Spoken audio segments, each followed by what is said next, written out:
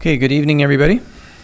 Welcome to the regular meeting of council for Monday, September 4th at 7 p.m. in City Hall Council Chambers. I'd like to call this meeting to order and approve the agenda. First, I'd like to recognize that we are on the traditional unceded territory of the Hupatchisitt and Sishot First Nations. Councillors, any late items? City Clerk, any late items? A motion to approve the agenda is distributed then, please. I'll make that motion, Mr. Mayor. Second, Mr. Mayor. All those in favor? Carried. I'd like to note that Councillor Alberni is unable to make it with us this evening due to his work schedule.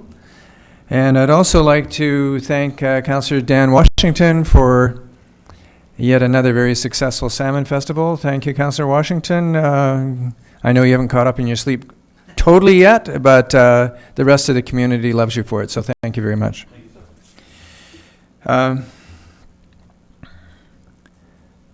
Council, I'd like to have a motion to adopt the minutes of the regular council meeting held at 2 p.m. on August the 13th, please. I'll make that motion, Mr. Mayor. Second, Mr. Mayor.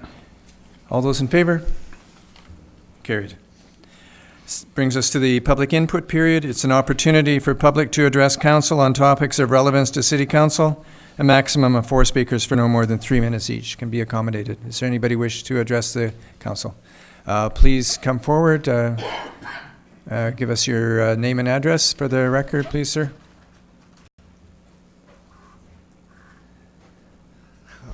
My name is Al Frank. My residence is 6979 Hills Road, but our business is 3473 3rd Avenue. So, Honorable Mayor Mike Ratan, council members, ladies and gentlemen, my wife and I have operated West Coast Hemp down on 3rd Avenue for the past 8.5 years.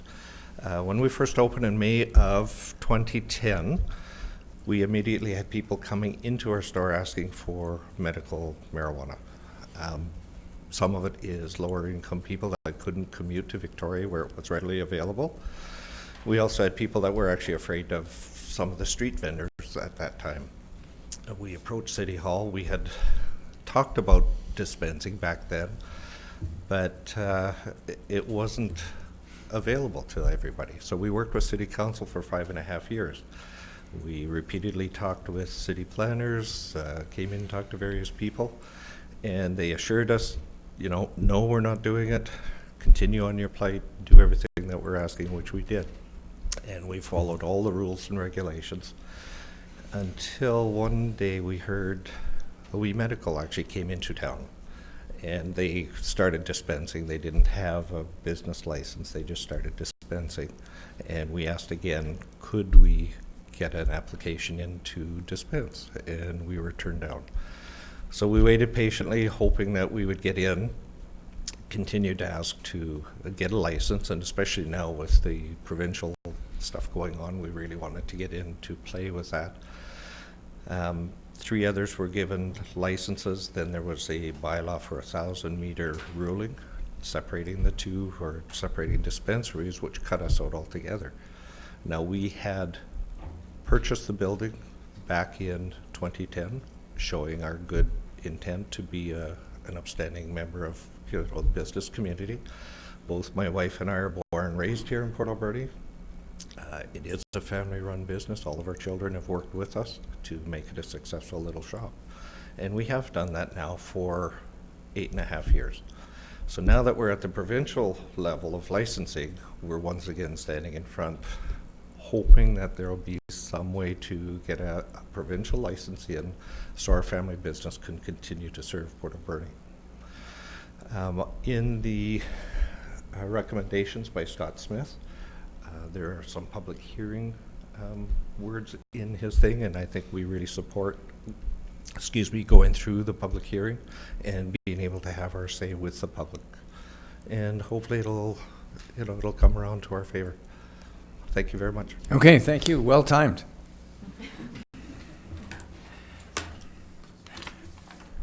Okay, Council, that brings us to our delegation. Oops, I'm sorry. Is there somebody else wishes to? You're the second delegation, Dollars to Donuts. Okay. Our first delegation council is Mr. David Swan from Eco Options Energy Cooperative. David, please come forward. Just to remind you that you have 10 minutes, Right. and I'll give you a warning when there's 2 minutes left. Council, I'm sure, will have some questions afterwards. That doesn't count for your 10 minutes. Good. 10 minutes for you. Good evening. Thank you very much for the opportunity to be here. Good evening, everybody. I have been a fuel supplier in the alternative fuel space since 2010, and I'm here to speak to you about some ideas that my colleagues and I began to develop 2.5 years ago when in a meeting the phrase diesel from trees electrified us. So the point that I'm going to try and make in the next few minutes is that over the next few months, we will be doing our own environmental assessment, working with the Ministry of Environment to make sure that we fully conform to the best environmental practices. We have created a zero waste initiative, which I'm very proud to share with you in the next few minutes. Am I doing things right here? I need to get, oh, there it is. So we started with auto propane for conversion of gasoline-powered vehicles, light and medium-duty trucks, because that was readily available. There's a number of propane companies with cardlock dispensers, and we watched the developments at the provincial and federal level, which were started off with great gusto by Gordon Campbell. And they seemed to have, by the time we had this meeting 2.5 years ago, kind of faltered and slowed. And we were very concerned that even in spite of the best wishes of Catherine McKenna, we didn't have a hope in heck of meeting our 2020, let alone our 2030 goals. And to be candid, I started to see more and more pictures coming out of the Northwest Territories of gas bubbling up through the lakes there. 2 years ago, we set off on this initiative to deal with electric vehicles. Auto propane, we would continue to put a heavy focus on the medium and heavy-duty trucks that run up and down our roads and up and down our mountainsides. So, That worked. There we go. One of the major lessons that we learned is that there is actually a very simple way for many, many people who feel overwhelmed by the subject climate change, and that is to look at things that are immediately under our control. And in Canada, we have 25 million vehicles. When that gas gauge heads towards E, every driver begins to choose what he's going to do. We're adding an extra choice. We're inviting the driver to consider not just fossil fuel from the conventional distributors, but also a renewable fuel. And then fill up starts the process. So we are proposing to build a $170 million refinery somewhere in the Port Alberni area. We have looked at a number of suggested locations, and this basically takes various types of wood, only interested in the portion of the tree that is not used for merchantable 2x4s and so on. Bottoms, tops, and slash. The interesting part about this process is that as you grind up the material to a very small 1/4-inch diameter size and insert that into a tube that's heated up to 1100 degrees centigrade, literally the wood bursts into a gas. And the carbon and hydrogen atoms dance about at a furious pace, and they can be recombined in the presence of a catalyst from 8,000 BTUs per dry pound to 22,000 BTUs per dry pound, which is the level of diesel. The last step of the process is to have a fractionating column where the temperature is reduced, the diesel condenses out. We can literally take wood from here, run it through the plant, and put it into a truck tank, and it can drive away. There are no other processes in North America that can do that. We're very proud of the working relationship we have with our colleagues in Tennessee who developed it. We have gone to a lot of work to think about how many other things a community like Port Alberni, which is really reflective of many communities that I've watched over the last 40 years I've lived in this province, do very well, and then as times have changed, not do so well. So we're looking at an industry here that will bring at least $30 million a year for fiber, for jobs, for other types of things. And out of that very strong cash flow, we think we can develop additional businesses. And you see one illustration there of a greenhouse that could be used for seedlings. We could also look at community heating. We're a cooperative, and that has some very strong bearings. So if I knew to the next one, the value impacts of this initiative is that simply by changing the fuel so that we're using a different source of carbon. Now this is an important point. So if you haul carbon out of the ground where Mother Nature has kept it for 100 million years or whatever, that is a net addition of carbon to our atmosphere. If, on the other hand, you use carbon from trees and plants and so on, that is, by nature, grows, thrives, is used, decays, and recycled, all within 100 years. That is business as normal. So scientists who deal with climate change calculations have deemed that normal is no net addition of carbon to the atmosphere. Pulling it out of the ground like coal or peat or oil is. So just by changing from one source of energy to another, in our case plants, we think that we can reduce emissions up to 97%, and we have scientific evidence to support that claim. When I have driven around the city of Port Alberni, which happened to be the very day that some of the major fires were taking place in California, I was fascinated to see rows of beautiful houses on the other side of the street were branches that were hanging over the top of our vehicle. You have a serious urban city fire hazard. Our province is beginning to wake up to major initiatives. So there's lots of groundswell of activity, and we propose to be since we're going to be a major buyer of fiber to produce 27 million liters of fuel, we'll take 80 to 90,000 tons of fiber. We expect to be a buyer of that. We're also going to be working very actively with the communities that want us to be here to do a variety of things that are proactive. As a corporation, we are a cooperative, and so we have a different set of values than a corporation might, although many of the things we share. So those are the three big goals. And in that framework, I'll simply say it's been 2.5 solid years of work coming to this place. I've learned a tremendous amount in the course of my career as an engineer and running 5 businesses. I've gone up many learning curves, some of them exceptionally steep. This one was about the steepest ever. I felt it was on Mount Everest because there were so many things. But the nexus of the opportunity in front of us is transportation moves all the time. The energy industry is a very big, very robust, very stable and reliable industry. Tying those two together allows you to go into the forestry industry and replace sawmills and other situations with a high value add component. I think in the next few years you would be astonished with how much value add. And the last piece is that there's a direct tie to agriculture. So I'll just close off this way. I studied in my 2 engineering degrees a lot of math, science, physics, and chemistry, and I was pretty good at it. I'll have to tell you, though, that I never learned anything about organic chemistry until 2 or 3 years ago, or how reactions can go to completion and how quickly they can get there. And then all of a sudden, I found myself in the world of understanding how mushrooms grow under the soil.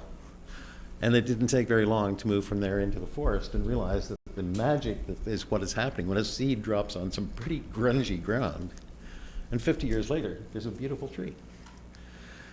I just want to bring home to you that the future of this whole biospace is magnificent.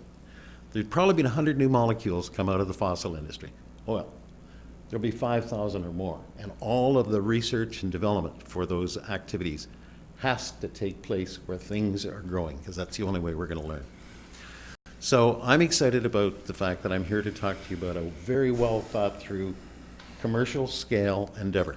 This is not a pilot plant, a demonstration. We're going full bore in with distribution, gathering of fiber, and turning it into fuel. So the more waste wood we can find, and all we're interested in is the bottoms, the tops, the bark, and so on. So that's the end of my formal comments. I could talk about this thing for the next 16 years, so I'll just sit down and shout it out. Okay, Council, David is someone who I've been meeting with off and on for, I don't know, 6 or 8 months, or maybe, Almost a year now. maybe almost a year, and until he had something that I felt was really worthwhile sharing, ready to share, then I didn't invite him to come forth as a delegation, so now here we are. David, I actually have 3 questions for you before I turn this over to council to ask their questions. Okay. You One- want me to stay here then? Yes, to yes, answer? please. Okay. One is, what's the potential impact on air quality in this area and let me ask all 3. So Okay. what's the first, that's the first one. What are you thinking about in terms of location for the refinery? And you mentioned jobs. What are you thinking about in terms of numbers, in terms of direct jobs and spin-off jobs? Well, in terms of location, there's 2 places that are very attractive to me. One is right beside the docks down here. I don't know whether the existing companies that are there are moving or what. Quite honestly, I haven't looked into it very highly, but the fact that we could be close to the ocean is appealing to us. But on the other hand, the place that is much more likely is the road up to Banfield. There's apparently some places, some land up there that could be very attractively priced and so on. With respect, I'm looking to see about 50 new energy jobs out of primarily people in Alberta, because this is an energy industry. But there's 150 workers in the forest who know how to cut down trees and gather waste and so on. So there'll probably be 150 to 200 people. And I'm expecting about 50 of those families will come to Port Alberni as new members of your community. So we've been considering things like co-op housing to deal with that. Now, I think you asked the question about emissions as well. Yeah. Yes. There is a commercial scale plant operating in Tennessee, which has been in operation for over 2.5 years. It has gone through annual Environmental Protection, whatever it is, Association, EPA, in the United States, and at all times their rulings have been below the minimum for the scale of enterprise. I went through a fairly thorough review with an executive director in the Ministry of Energy just last Friday in getting ourselves positioned for our own study, and curiously enough, we're not considered a reviewable project. In other words, we are below already their scale. Now, I just want to close off this point because I love BC. I would not put 8 or 9 or 10 years of my life to creating something that's going to dramatically reduce emissions and pop them up over there. So when I speak about zero waste, we have consciously put a lot of design time and effort into looking at all parts of the process and finding any place where we produce a waste, we'll turn it into useful products. So for example, at the top of our drying shed, we will have a refrigeration unit that will gather all of the warm, moist air, recapture the heat for other parts of our process, and recapture all of the water. And I'm not quite sure what we're going to do with it, but we've had a lot of fun discussions about turning it into a novel product called BC Tree Water and going and selling it into Save-On Foods for roughly half the cost of what Nestle does. And that's an entirely feasible idea. And by the way, that would put something between $40 and $50 million more revenue a year out of trees that we will be buying in the open market and will own, therefore, all the water in. So it's fascinating. Once you start digging into where these initiatives can go, you begin to see opportunity after opportunity to solve problems by dealing with zero waste as your target. Have I answered those? Yeah. Councillor Washington. Yes. Thank you, Mr. Mayor. I don't know if you know, we had a site down at the waterfront called Can Timber. I was in the building today. Okay. Yes. And the biggest issue there was the smell and the particulate matter that they claimed wouldn't happen either. Yep. So people in Port Alberni, I think, are going to be a little bit gun shy about this whole process. However, when you say out in the middle of nowhere, that sounds a little bit better. Well, I understand that you have some inversion issues in this area, the same as Chilliwack does, and so I'll just leave I'm pretty well aware of those types of issues. Okay. How big a footprint? Minimum is 5 acres. Okay. We're probably looking to build something that could be as large as 17 to 20 acres. Okay. And my last question, why Port Alberni?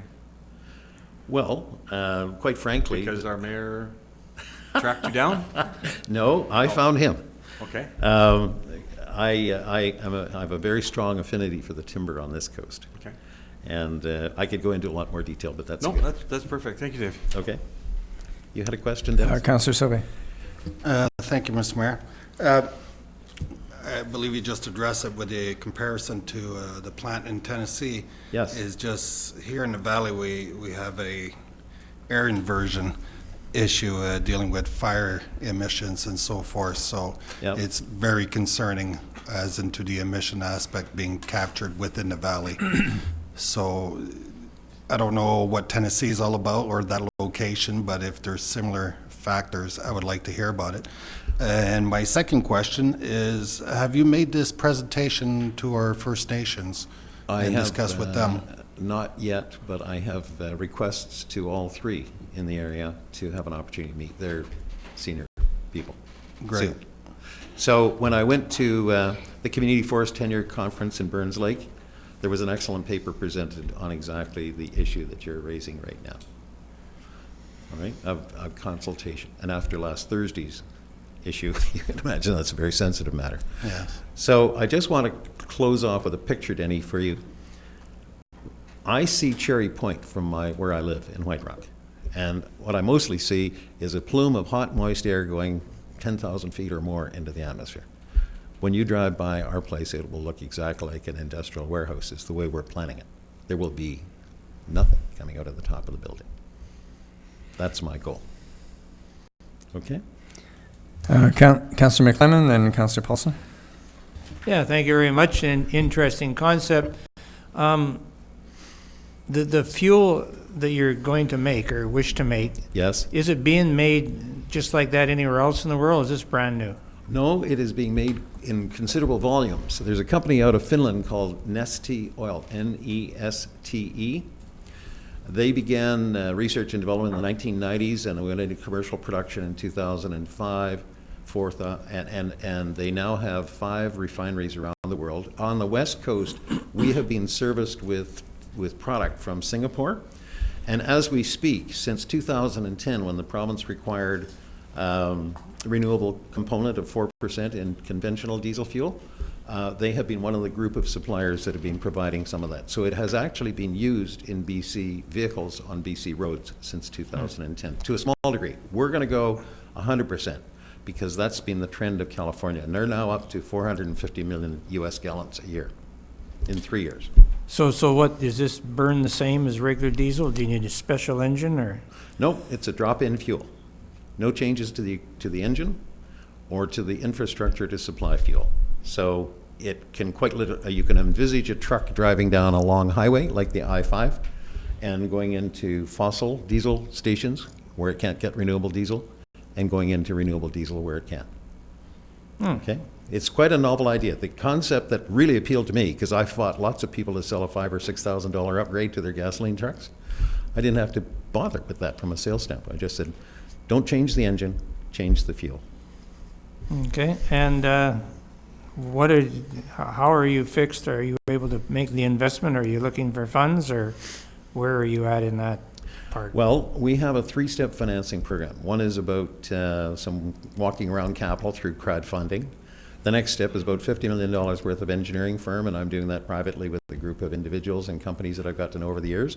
And the last, we'll be looking to community support and provincial support as well for a green bond offering in the range of $170 million. And the purpose behind that, there's a very big word for me, Mr. McLennan, and that's engagement.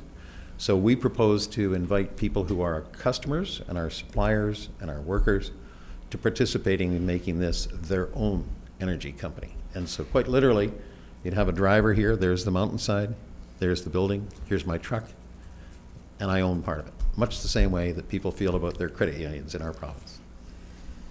So I have not, at this stage in time, completely finalized that, but I am determined that it's going to be, if it's a commercial operation, it's going to be privately financed because we're good at operating things.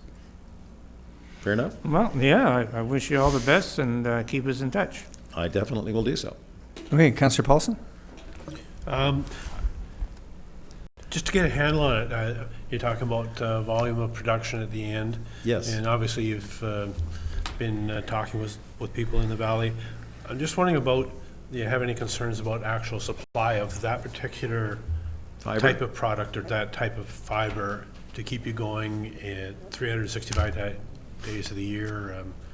Just you're confident with the valley and the island to be able to supply the material? Well, I have I have had many discussions with people who are actively in the forestry business, and I have two colleagues today, one here in Port Alberni and another not too far away, who have been in the industry for 15 or 20 years, and they both laughingly said, we have noses for where we can find waste wood. There's a key thing that I want you to bear in mind. Typically, when you speak to Ministry of Forest or FPI people, they think in terms of about a 50-kilometer radius from whatever it is that you're gathering fuel to, and you can do that for $30 to $60 a ton, including the labor to gather it. If we are in the fuel business, we can do things with our cost of fuel for people who are helping us and stretch that from 50 kilometers to probably 90 or even 100, because the biggest single cost variable for them is their fuel cost.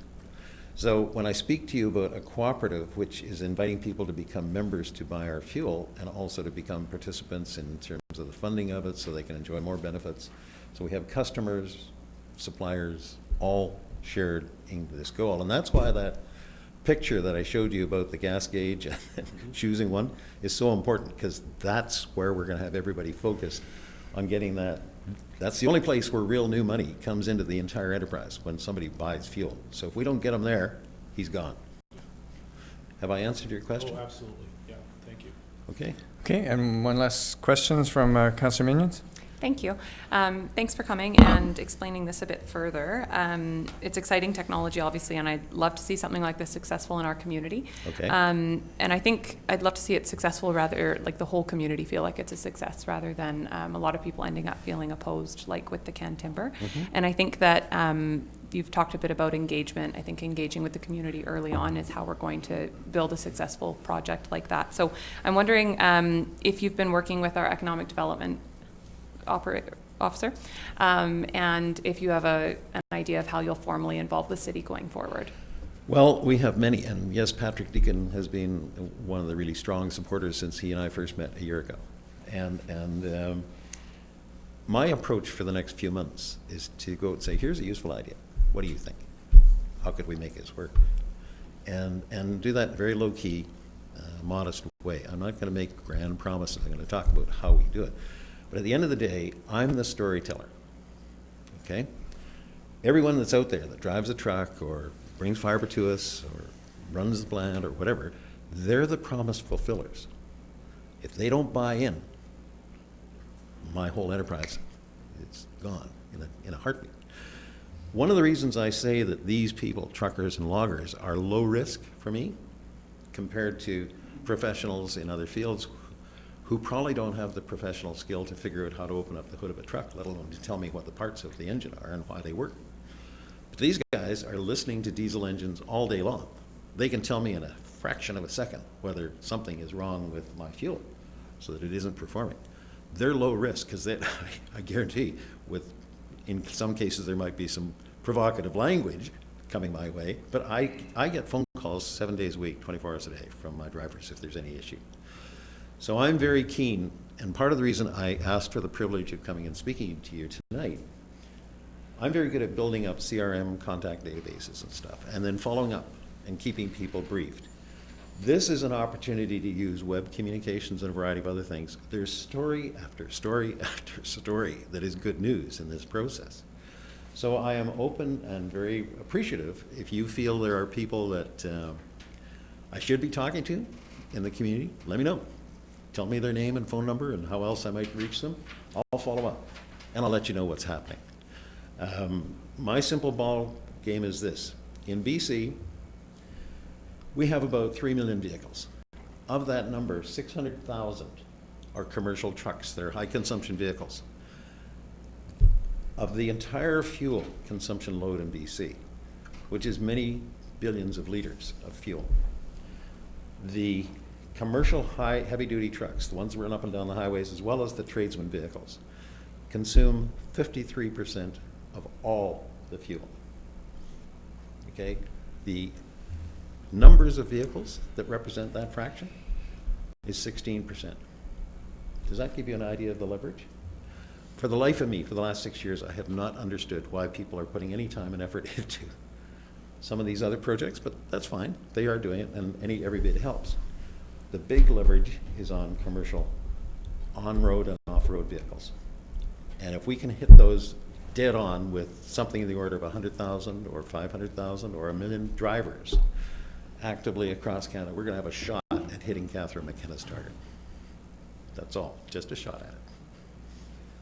Thank you. And I think I'll leave it at that, other than just to say that I think, I know you might not be here to talk about it today, but I think coming up with a formal way to engage the community is going to be very valuable in this process, just based on the fact that we've had, a company that a lot of people will see as similar, whether you are or you are not, and it certainly sounds like you're a lot more established, which is fantastic. But, we want the community to see this as a positive when it comes to fruition. So I think coming up with a formal process will be very valuable, and I do have a couple of people that I think you should talk to, so I will pass those contacts along through the mayor. I would love to, and that formal process is inviting people to become members of our cooperative. Sure, thank you. There's lots of discussion goes around why they want to do that. Fair enough? Yeah, thank you. Thank you very much for these questions. I really appreciated it and appreciate the time. Can I go now? Okay, David, thank you very much. There's a little bit of sunshine out there, so I will enjoy it. It's been a wonderful day to be over in Port Alberni. Thank Okay. you very much for your time. thank you very much for yours. I'll be back to you before Christmas. Yeah. Thank you. Oh, yes. Oh, that's better. Anyone else in line for a lesser show? Thank you. Okay. Council, that brings us to our next delegation. We're the directors of the Alberni Valley Senior Citizens Home Society.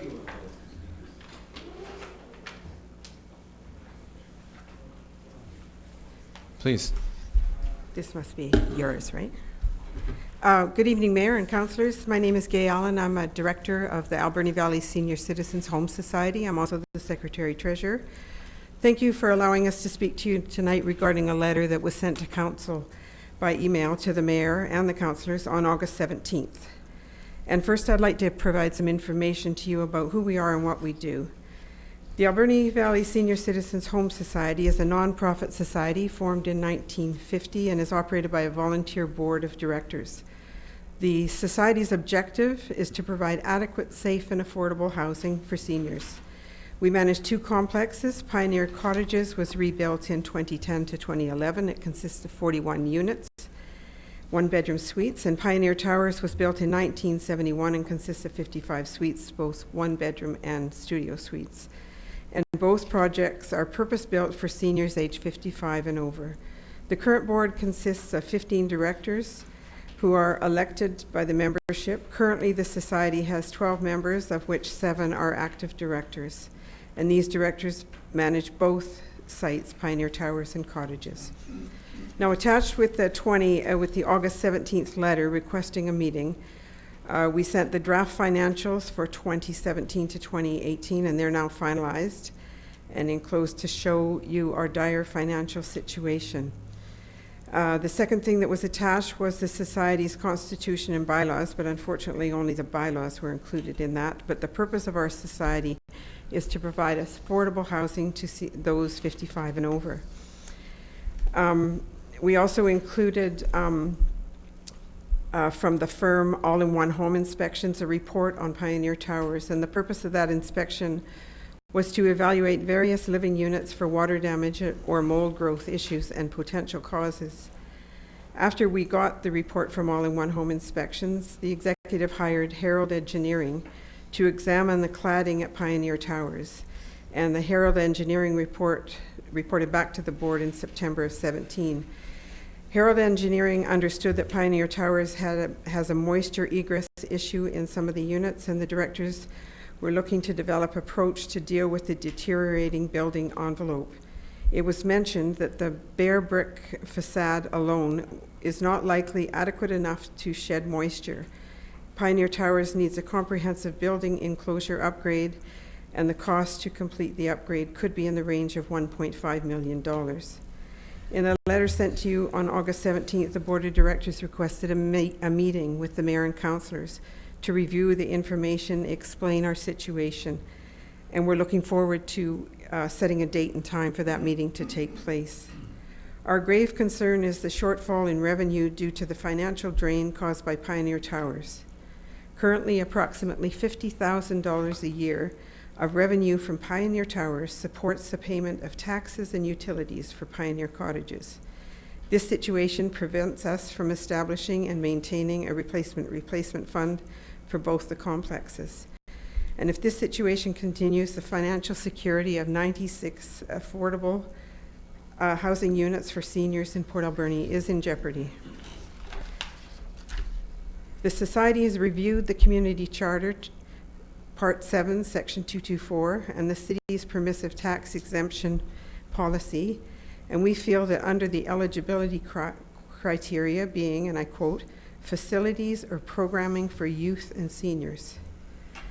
Earlier today, we met with John McGowan, Senior Development Manager from BC Housing, and Walter Hoagland of Constructive Management to discuss a long-term operation agreement with BC Housing and an application for the Community Partnership Initiative.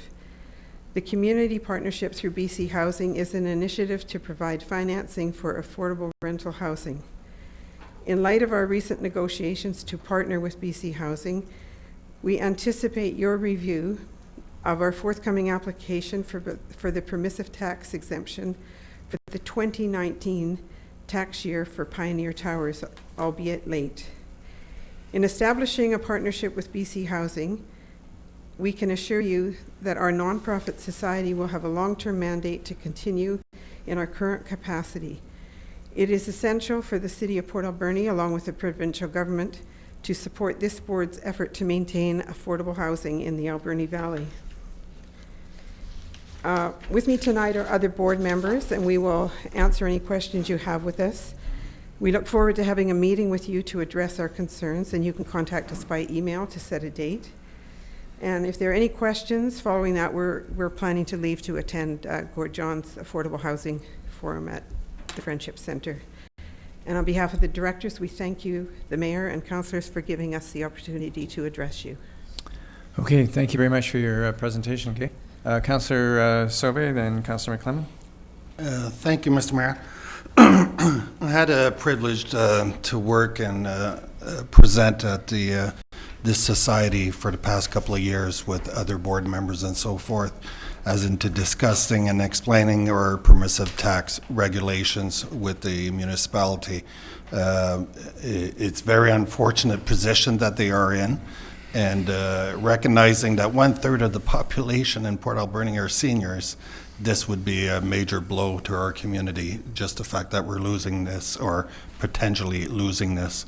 The thing is, there was several attempts, I just want to inform council that there was several attempts to reach out to the residents of the cottages into raising the rent and so forth, and they've been working with the Residency Act people to see what can be done. But unfortunately, to no avail, they weren't able to get a consensus within those residents. So they're a bit of a dilemma at this point. I do understand, and please correct me if I'm wrong, that you will be going to the bank addressing this current demand loan that's coming up. We are in discussions with the bank and with BC Housing, yes. Now, I'm very glad to see that you're working along with BC Housing, and maybe we could come up with something. But in the immediate, would it be suffice to say having a support letter from the city so you could bring to the bank for us to show our support towards the importance of senior housing within our community, if that would be an advantage to help you out with at the bank? Or do you feel, and this is just purely for asking for an extension of the loan, because I know it's coming up, I believe it's in October. At this stage, I don't know if it would or wouldn't, but it's something to consider. Okay, please consider it, and if so, come back to council, because I would not hesitate at least to bring the proposal to council and making the, bringing it up and maybe having a support letter asking for an extension So when you of the say loan. support, what exactly Well, do you what mean? I'm talking about support is actually stating the facts that in our community we're in need of these housing, and being a community bank, and working with the community that they would kind of levy as into giving you an extension for the loan. It's a short-term solution until you're able to deal with BC Housing and coming to an agreement. Think about it, Okay. bring it back to the board, and if such request is made, you could always bring it back and send a letter to the city, and then it could come back to council for consideration. I just feel the bank needs to know they are a community bank. They're working within the community. Our biggest investment is for seniors in our community, and for them to assist in extending the loan until you're in the negotiation portion with BC Housing would, I feel, would be an asset to your cause. Okay, thank you. Okay, But what we really need is a meeting with the mayor and councillors to go through the finances to see, just so we can explain to you exactly what the situation is and how really critical it is that we, number one, get permissive tax exemption on the cottages, and number two, have some kind of support from the city council to basically to enable BC Housing to see that the city is supporting us and maybe willing to deal with us, or the credit union, whoever we end up having to go to for money. okay, thank you. Councillor McClement? Yeah, thanks, Gay. I guess you sort of answered one of my questions just now when you said you're kind of looking for a meeting with council to understand the finances.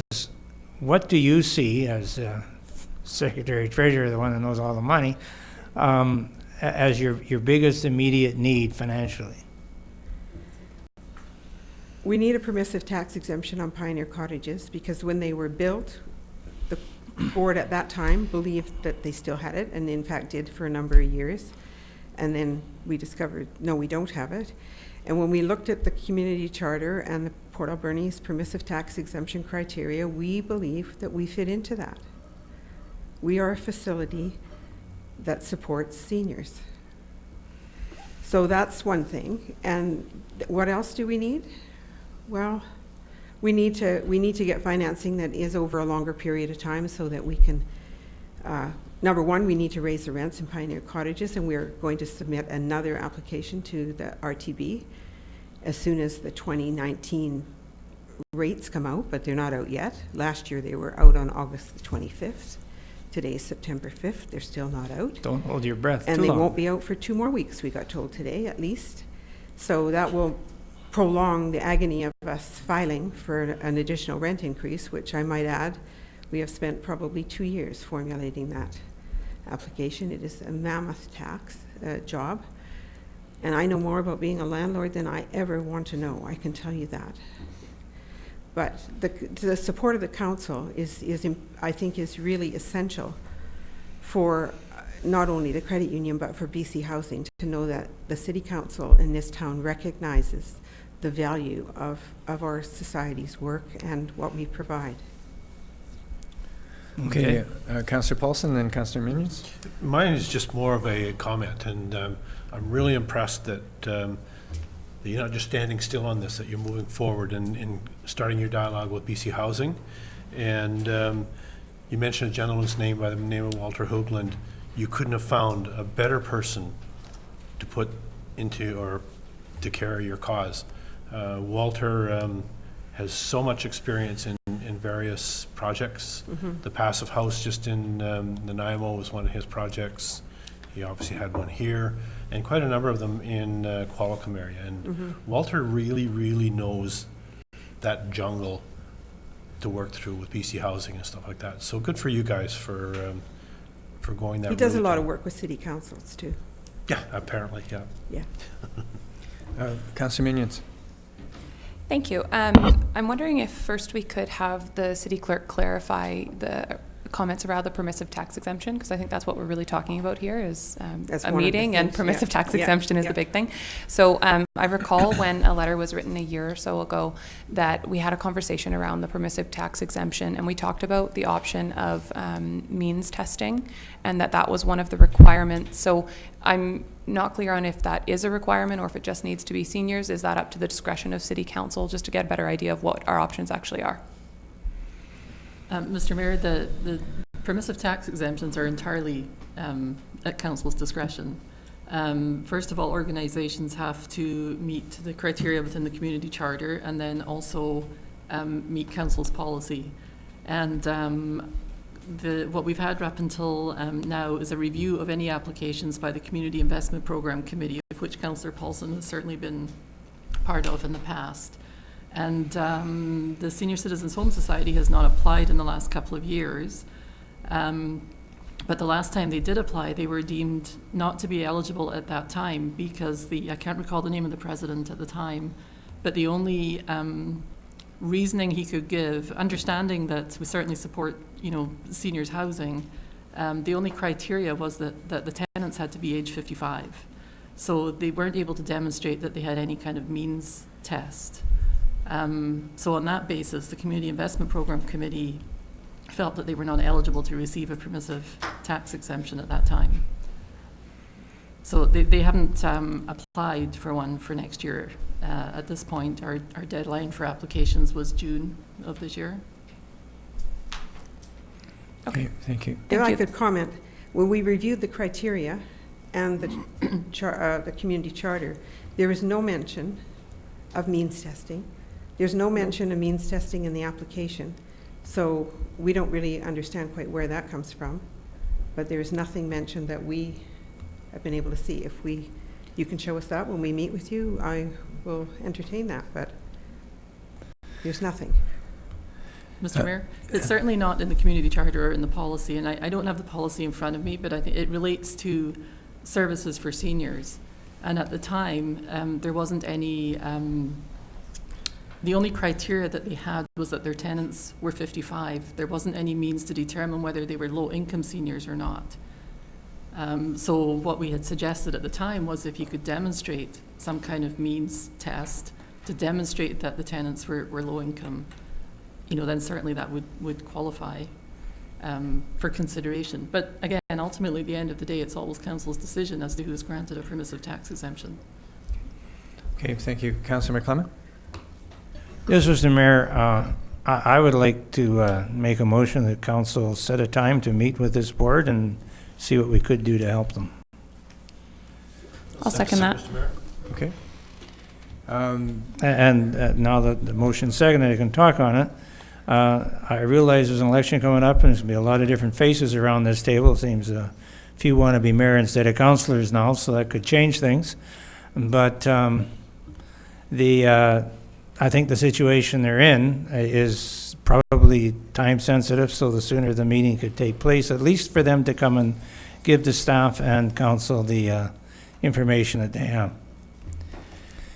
And after the vote, I have one other comment to make, Mr. Mayor. Okay, just a question before we vote on it. City Clerk, what would this meeting fit under in terms of type of meeting? Just wondering whether or not it's committee of the whole or it's just It could be a special meeting. A special meeting? Mayor. Yeah, and Okay. council should always also be aware that permissive tax exemption is granted by bylaw. Right. And bylaws have to be adopted by October 31st. Okay, thank you. On the question then, all those in favor of the meeting? Carried. Okay, so we will set up a meeting through the city clerk just as soon as we can, Okay. get everybody together, knowing full well that the majority of council next week is in Whistler for UBCM. So So maybe the next week. I would almost guarantee it wouldn't be next week. No, good. Okay, thank you very much. Okay, and Councillor McClement has one comment. Yeah, just a comment to Gay and Jerry and Leslie and Nancy and Maria. There's one other guy there, and he's got a book to send in this week. Make sure he does. Yes, we will. Thank you for your time. Okay, thank you very much.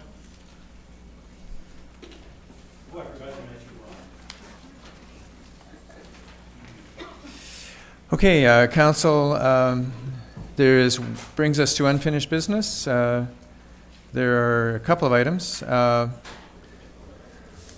The first one is my notice of motion from August 13th on Indigenous Court. And just to clarify for council, depending upon whether you're checking on the court website or you're checking with David Eby. It's either referred to as Indigenous Court or First Nations courts. But at any rate, Port Alberni is a hub city for many members of the New Channel Tribal Council. They constitute approximately 20% of our population. There's a need to look at policing differently to improve our relationship between the RCMP and the New Channel members. This takes time. In the Premier's mandate letter to Minister Farnworth, he says that Minister Farnworth is to work with First Nations to set targets and take action to reduce the numbers of Aboriginal people involved in the justice system. So, New Chalmouth, and I've been involved in some of these discussions, started a dialogue with Minister Eby's staff exploring initiatives to reduce the number of First Nations people before the courts. And certainly in our current climate and the current demands on our court system, this really isn't possible. So there's this general sense of dissatisfaction with our local justice system. So what we're looking for is help in addressing the shortage of policing resources in a way that won't further burden local taxpayers. So that's why my motion is that Council for the City of Port Alberni direct staff to provide a letter of support for the establishment of an Indigenous court here in Port Alberni. It would be the... Second. Okay, thank you. Any discussion? Councillor McClellan? Yeah, this letter, is this all that's needed? Council, I don't think council can get much into the No, justice system at all. that's exactly it. That's all it is needed is a general letter of support. And since you brought this up and been making some inquiries and questions, and it seems like it is a good thing, and hopefully it will be good for our town. Okay, thank you. Any further discussion, Council? All those in favor of the motion? Carried. Thank you very much, Council. And then, Council, that brings us to the Remuneration Committee, Councillor Remuneration recommendation.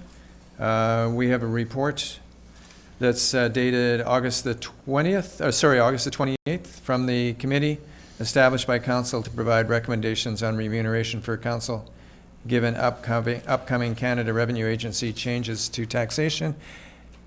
And we have our Deputy Director of Finance here to explain the process and recommendations to us. Welcome. Thank you, Mr. Mayor, Council.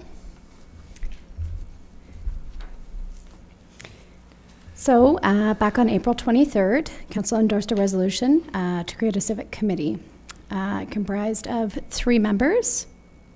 The committee comprised of Tareen Sayeb of the Chamber of Commerce, Vicky Fader from Labour Council, and MJ Walker of Port Alberni Associated Community Living.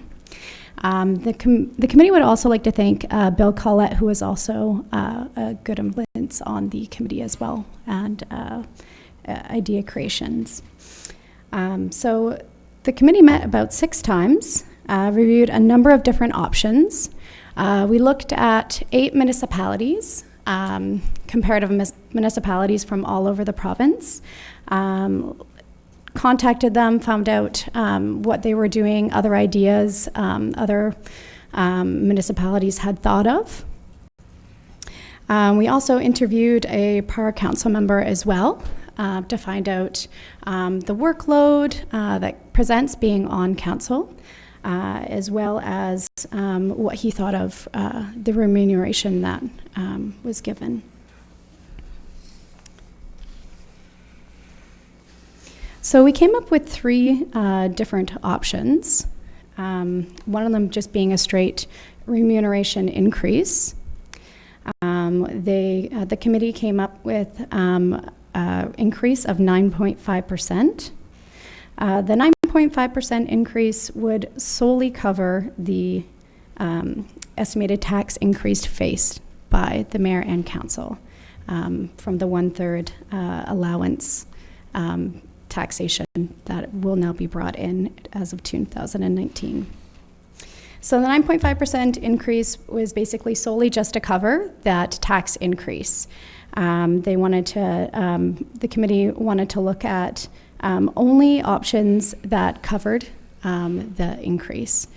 So it didn't seem like council was just giving themselves a raise, so we just wanted to take a look at those three, or I'm sorry, just wanted to take a look at increases that cover the estimated tax. So we did look at what an estimated tax would be for the mayor. For the mayor, it would have been around $3,400, and for council, around $1,500. So when we looked at the criteria, we wanted just to cover that. We also looked at, sorry, I've got my pages all mixed up here.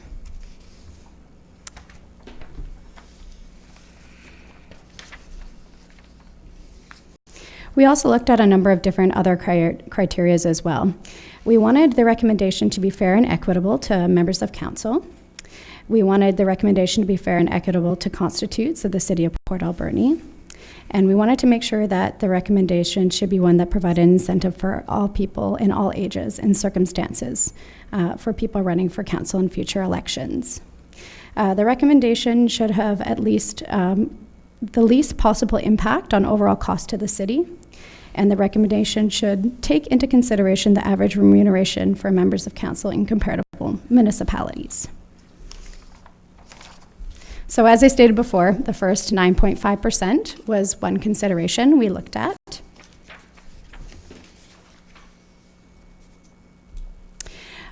So we thought that that would help align remuneration with other comparative municipalities. They also thought that on the other hand, a 9.5% increase is significant when compared to increases in prior years, and could be perceived as negative in the community. So we just made a note that it's important to note that the 9.5% would just increase the estimated tax faced by the council and the mayor. The second option was that the committee looked at. Sorry, this is my first report. I'm a little nervous, so sorry if I'm all over the place. The increase to per diems and extended benefits for family members was the second option. They wanted to look at something different to offer members of council and the mayor with family members. So this was something that they wanted to offer, since right now only as members of council and the mayor, you're the only ones eligible and your families are not covered. So they thought that would be an important benefit. We did contact our benefit providers, and it looked at being an estimated cost to the city, or an increased cost to the city of around $6,900 annually. If we were to look at a mix of single, couple, and family households. The committee didn't feel like that was enough of a benefit to cover the taxable allowance. So they also looked at per diems currently given out to council and member and mayor when you're traveling. The increased per diems would be to bring up the rates to the current CRA allowances. Per diems currently are about around $66 lower per daily allowance than the CRA rates. So they looked at increasing those rates for your travel. So your breakfast, lunch, and dinners, and incidental allowances, and private accommodation. In the end, the committee felt like the option still didn't fully cover the increase in taxation, so they eliminated that option. The third option was a car and cell phone allowance. So members of council and the mayor are currently eligible for reimbursement of vehicle travel out of town at a rate of 55 cents per kilometer. Which is consistent with CRA. It is common for members of council to seek reimbursement for travel out of town on city business, but members of council do not currently seek reimbursement for travel costs within the community. Currently, members of council use their 1/3 non-taxable allowance to cover this expense. The city could consider providing each member of council with a reimbursement for local travel associated to their role on council. up to a maximum of $300 per month for the mayor and a maximum of $150 per month for councillors. This allowance would cover the maintenance, depreciation, fuel costs for council and mayor's personal vehicles. They also included in this, council members currently use their personal cell phones without reimbursement. So they looked at what would be a fair allowance to cover the cell phone costs, as you probably use your current cell phone for many business calls. They looked at a cell phone allowance of $75 per month.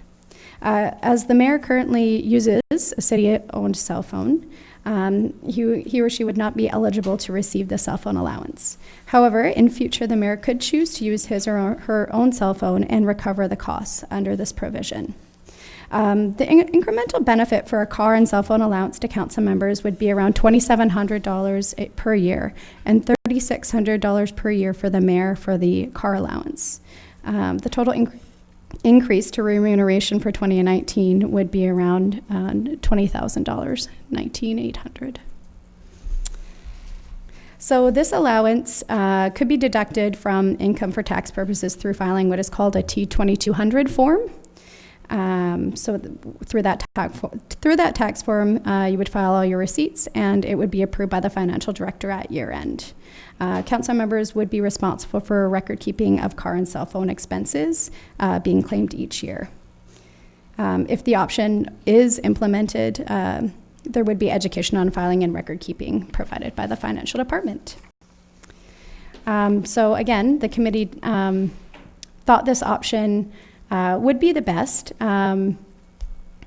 Looking at if there was a 9.5% increase to remuneration, you would also see a percentage increase in taxes as well. As said before, the benefit increase in the per diems, they just felt like that may not cover the cost of the increase in taxation. They also thought it's important to note that the dedication and workload that presents itself when being a member of council is one that no means is reflective in this compensation. So your hours of work and your dedication to the Port Alberni community, we understand is worth more than what's being offered. And we just would like you to know, or the committee understands that the work performed is not for remuneration, but reflects the passion of improving the quality of life in our vibrant community. So with saying that, they would like you to, sorry, I didn't finish writing this. So they would like you to take consideration of the car and cell phone allowance for reimbursement. Okay, Rosalind, thank you very much for your report, and particularly thank you to the committee for all of their work. They've been working on this since April. It takes a lot of time to go through all of this and compare other communities and sizes of communities and the implications of all of this. I have a couple of questions, but maybe I'll turn it over to council and see what other questions or concerns council may have related to this. Councillor McLennan? Yeah, Mr. Mayor, I was actually just going to make a motion, not necessarily the one presented, but so if you want to ask questions first. I guess the only question I have is on your $150 and $75, you got up to a maximum. Do we have to keep track of every minute we're in the car, or is this up to just sort of like a slip and you really mean that amount? I mean, as long as you're keeping your receipts for your fuel, if you're getting oil changes, you have repair car work done, you would just be keeping those receipts. So if you're not using up to $300 a month, so it's up to a maximum. So let's say you're not reaching $300 a month, then you would just submit what you would have, right? So if you're Sounds not, like a hassle. yeah, it's saving receipts. It is, yes. Well, saving receipts, did I get in the car today, did I not? And that kind of thing. I think you've got a really good idea with the 150 and the 75. I think that's a fair amount for councillors to get, but I don't think they should have to or we should have to do all the bookwork. And your concept here on the allowance for per diem, it's the first time I've seen a set of meals you could almost eat for. Because for what we get now, you go in the hole every time you go to a restaurant. So I would like to see us have the allowance per diem increase and a flat rate of 150 and 75 for the other things, and that's the motion I was going to make, Mr. Mayor. If you want me to wait, I'll make it later. Yeah, just wait a sec. I suspect if it's a flat rate, it then becomes income as opposed to something if you're reporting, if you're claiming it. But there's a couple of questions that I have. One is, and it follows up on what Councillor McClellan was saying, there is some significant inequity in terms of filling out the logs and knowing how to do that and the time that it takes in order to do that. And there may be some people who would choose to run for council or consider running for council that even just finding that extra time to fill out all those logs would be really problematic. Keeping track of that information would be problematic. What if you've got a one vehicle family and the person who's on council is not necessarily the primary user of that vehicle? Or what happens if the person who's the primary user drops that councillor off somewhere along the route and then carries on to what they're doing? How do you keep track of those differences? What if the person who's who's on council, instead of using a motor vehicle, what if they're using Uber, or what if they're using a bicycle, or what if public transit, or what have you? What if they're choosing to walk? You know, there's different means of transportation, so it's the what if. But the other thing is, would these recommendations apply to councillors who choose not to drive at all? And so now we're looking at is there an inequity in this, and there's a potential inequity, and how do we view that? So just a little bit concerned about where this may be taking us. And ultimately what we're saying about the assumption about what people are doing and related to, you know, the direction that we want to go and how important all of this is and how important the paperwork is. And it's not an easy solution. So I'm worried about these couple of concerns. Councillor Washington? Thank you, Mr. Mayor. If I could trouble the CAO to explain to the people at home why we're in this predicament right now. I'm thinking some of the people at home are going to go, oh, they're just going to give themselves a raise again. But there's reasoning behind this, and if the CAO's got a minute to explain it, I'd really appreciate that. Mr. Mayor, I'll try, and Rosalind may have to help me. In essence, I believe 1/3 of the remuneration that council currently gets is non-taxable. So the government expects that you're going to incur some costs in conducting your business as mayor and council, and so just 1/3 of what you get from the city is just not taxed because it's regarded to be repaying you for things you spent already, travel, cell phones, the kind of things we're talking about here. But CRA doesn't like to have non-taxable benefits without some kind of accountability. So what they've said is, no, you have to account for all these things now, but you can back out that tax if you do the paperwork. Is that essentially the issue here? Yes. So basically, the government has deemed a non-taxable allowance as not fair. Regular Canadian citizens don't receive the same benefit, so they would like to see that taxed. So basically, that 1/3 of allowance is supposed to pay for incidental expenses, local mileage, telephone, food, and beverage charges. So that's when so that's why they kind of went down that road of looking at those incidentals that you may incur being council members, that this 1/3 allowance would be used for. Mr. Mayor, on the screen is an excerpt from out of Rosalind's report, and it's an excerpt from CRA policy. If Davina can scroll up just a little bit. Do you want me to read it? I have it. Yeah, that first paragraph would be helpful. Yeah.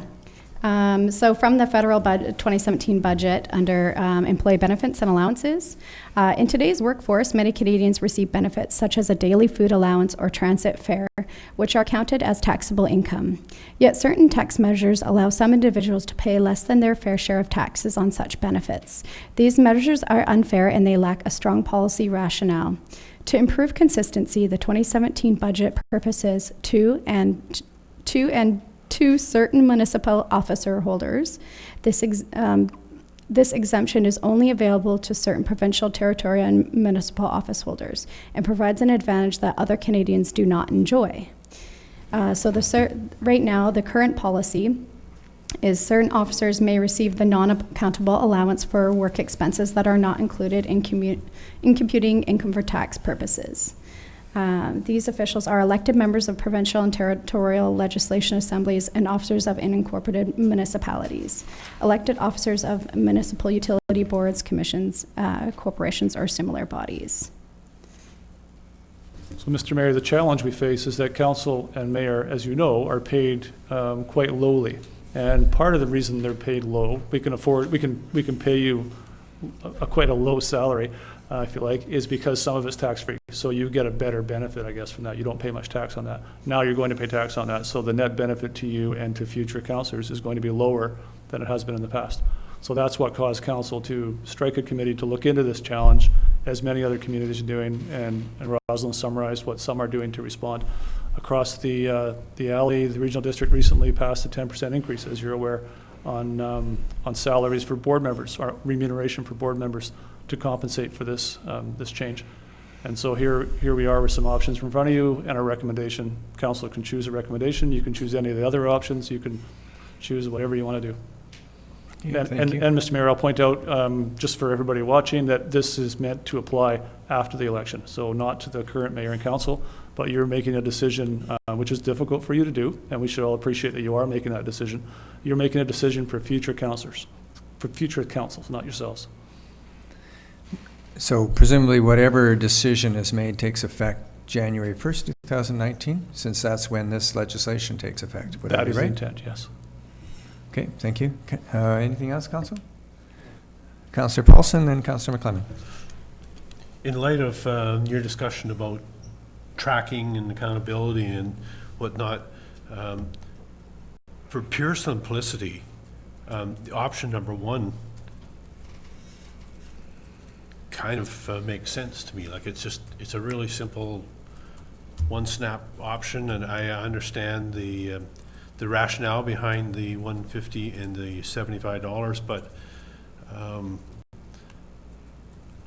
each councillor, future councillor, is going to be responsible for tracking that and submitting forms, and it just creates more work for the councillor and creates more work for our staff as well. So I don't know. They're both good programs, but option one just makes sense to me, that it's one option. I realize that you pay tax on what you're trying to get back, but it just seems to make simplicity's sake anyway. But that's only my opinion. Okay, thank you. Councillor Washington?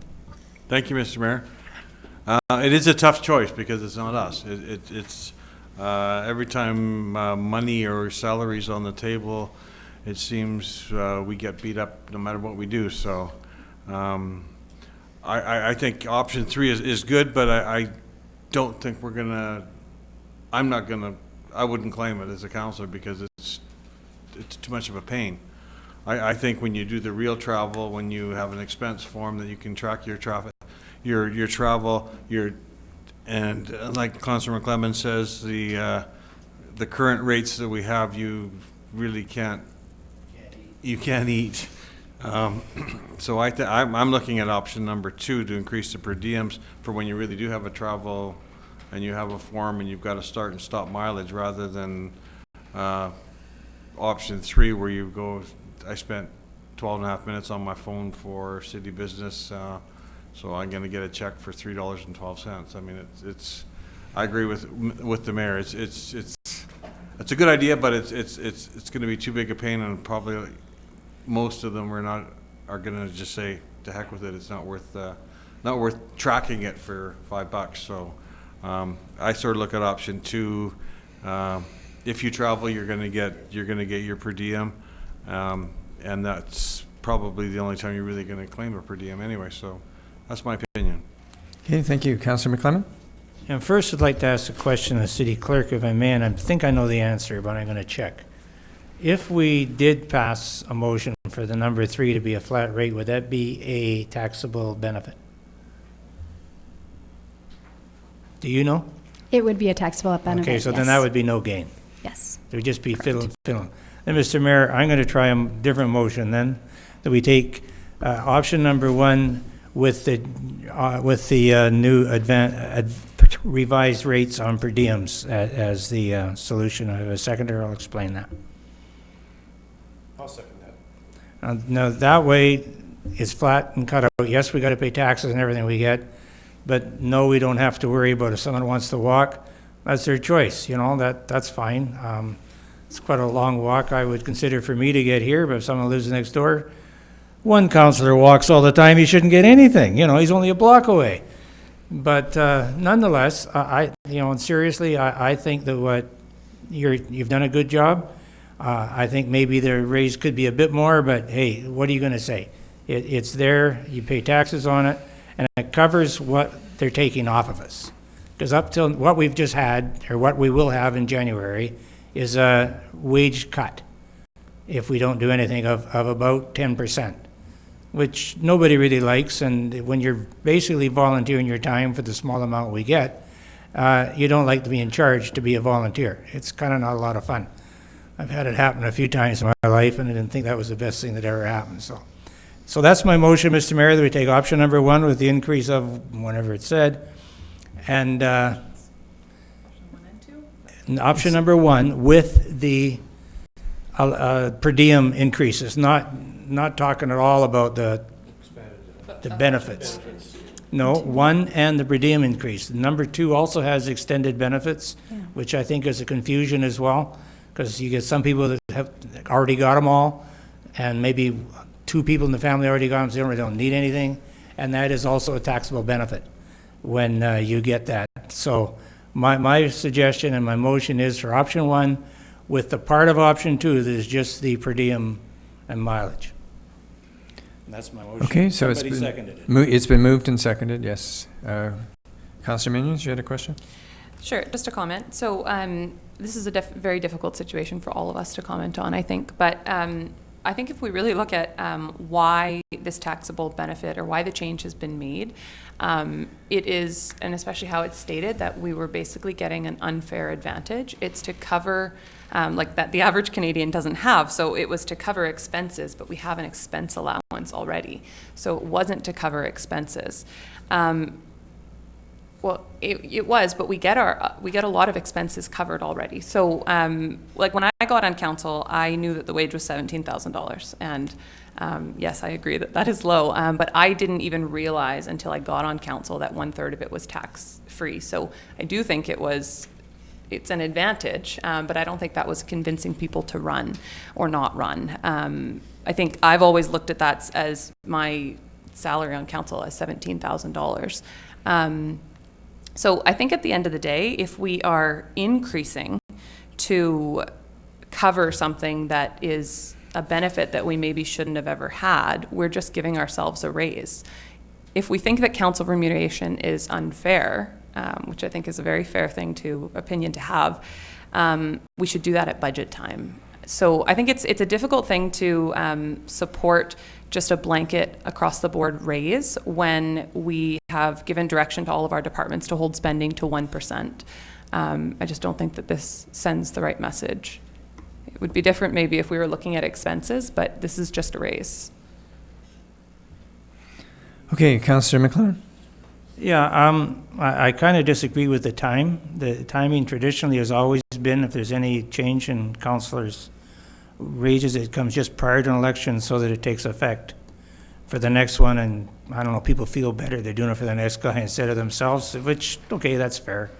But no, I don't see this as a raise. And when I got on council and we had some scraps on this in a previous council because somebody was trying to put in expenses for in-town cups of coffee.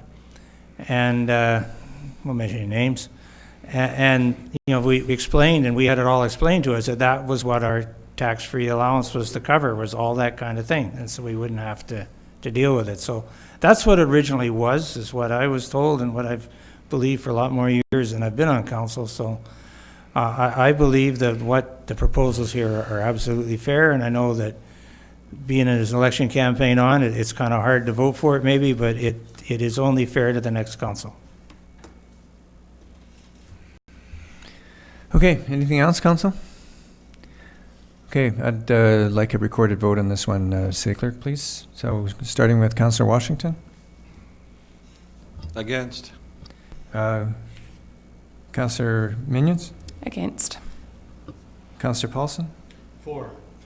Councillor Sauvé. Against. Councillor McClellan. For. And I'm against. So the motion is defeated. Okay, so unless Thank somebody you very else- much for a very good report. They're just chicken. Yes, thank you You're very for a welcome. great report. And unless somebody else wants to come up with a different proposal, that we just leave it as a defeated motion. Okay. Okay, thank you very much. for your time.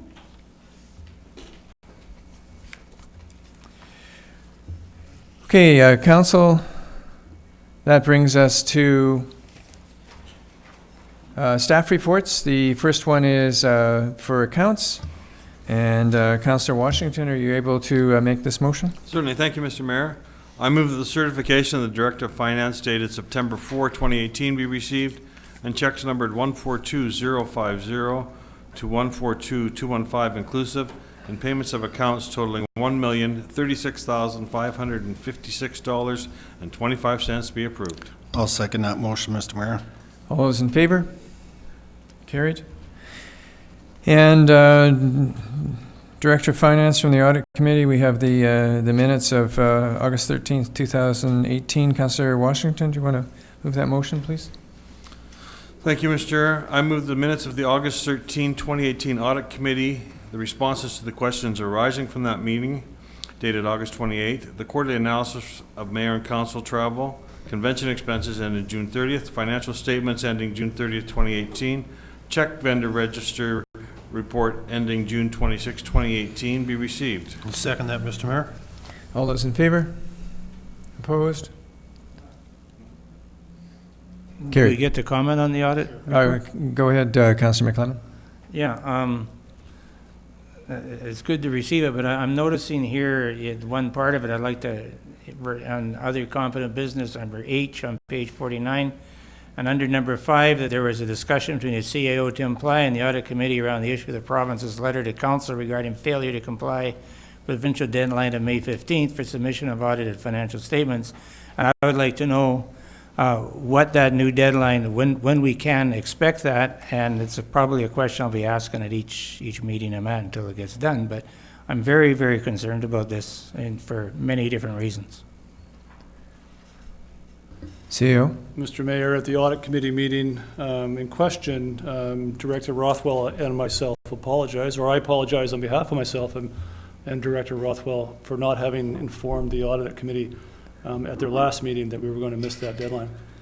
And clearly we should have informed that committee at that time. We expect to have audited financial statements in front of council at your September 24th meeting. And if council accepts and approves those documents, we'll submit them on September 25th, and the province is aware of that timeline. Okay, thank you. Councillor Washington? Thank you, Mr. Mayor.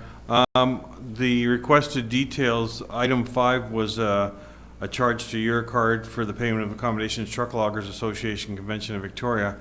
And the committee member had actually inquired why both you and Councillor McClellan had gone. Your expense was quite a bit higher than Councillor McClellan's, and we wanted just some little clarification on that, and Director Rothwell didn't seem to put that in the report, so I'd like something for our other for the councillor who put the question in, please.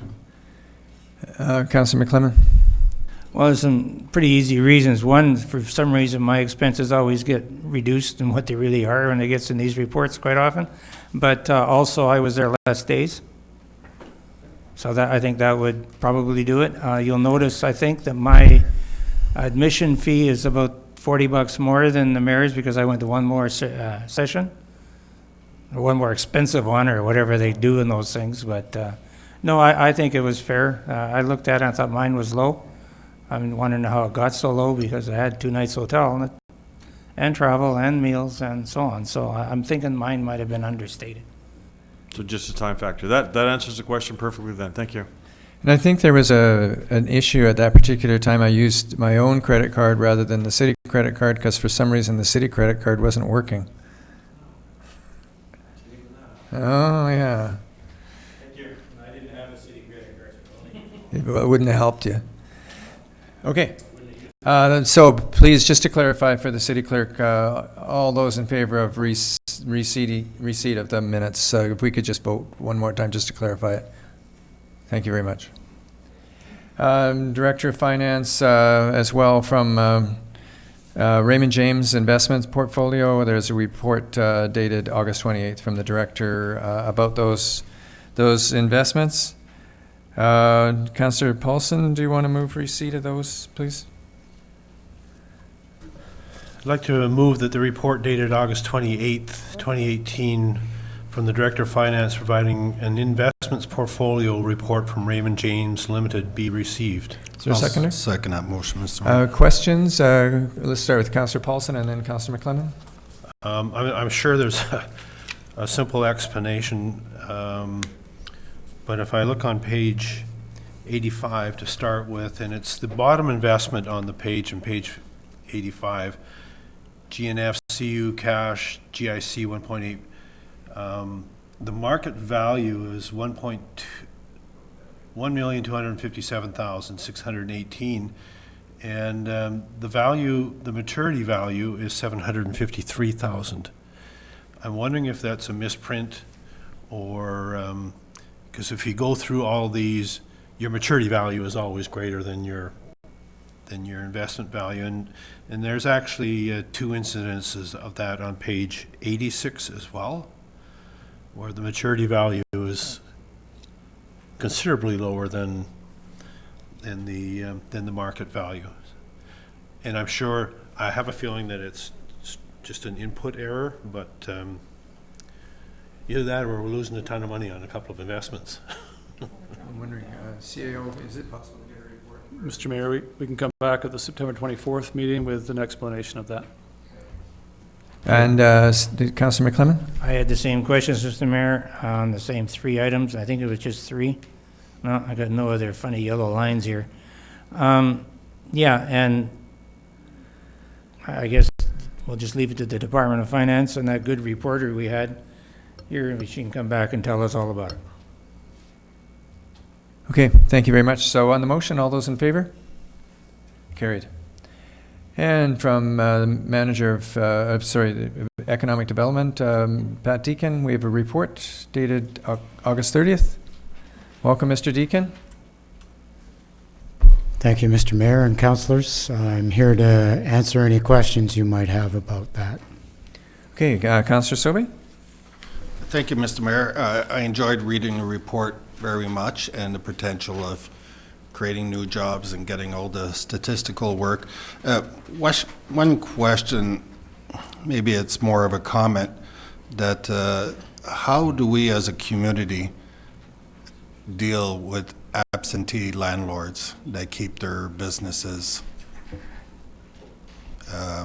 pretty much just vacant and for sale, and there's nothing actually going on? Are we, in our department with the city, actually doing something to speak with these owners of these buildings to try and see what we can do to help? Some time ago, the mayor did send out a letter with council's approval of doing so, addressed to all landlords, not just absentee landlords, but ones that were not attending to their buildings And I think with the new bylaw enforcement resources that we have, we'll be able to be more proactive in instances where buildings are not being kept up. That has to do with the nuisance bylaw, but I'm actually about us exploring the fact of sending out initiatives to encourage people to come and open small businesses, to filling those places. Is there any initiatives like that going on?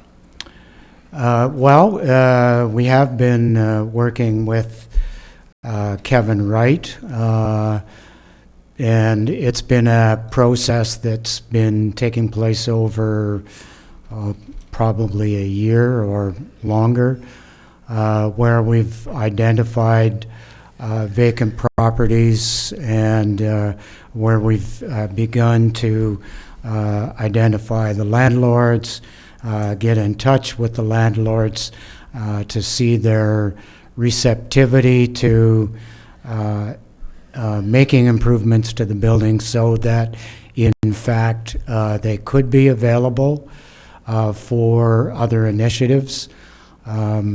As you will likely know, many of those buildings were built before the current building code and fire code were adopted. And in addition to that, WorkSafe BC regs about hazardous materials have changed over that period of time. So the landlord of an older building faces a lot of costs in bringing that building up to a place where it could become available to somebody, for instance, that wanted to start a tech business, or to go into a business in the professional or scientific category that we've identified as a possible starter in that cluster development.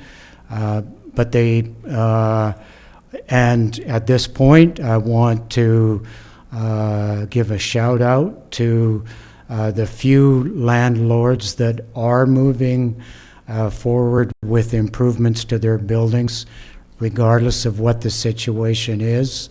There are a few in the community, and we're very grateful to them for making the changes that they have to make those buildings available.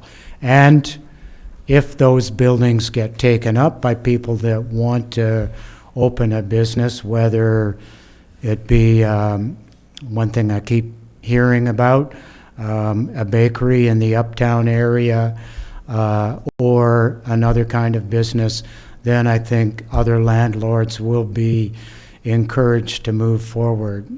But I think it's a matter of having both a carrot and a stick. Mr. Deacon, thank you very much for your report, which is on sector diversification by data design. Tremendous initiative for working with the province and getting a lot of information for us as a city. Just curious as to specifically if any of this, the data that you're beginning to assemble, if it's making a difference in terms of decisions that you're thinking about. Well, the report has just become available to me, and certainly over the period of time that we've been doing about it, or we've been doing it, I have been thinking about it. I think what I also indicate in the letter to council, or the report to council, is that there are some sectors that I think will want to look at much more closely based on the report.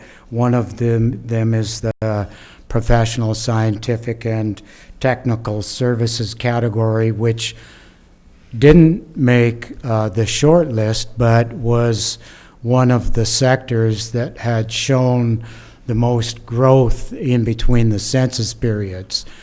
And I think the reason for that was we didn't really understand who or what was in the sector. So a few days ago, the provincial government spent a bit more money and went deeply into the category.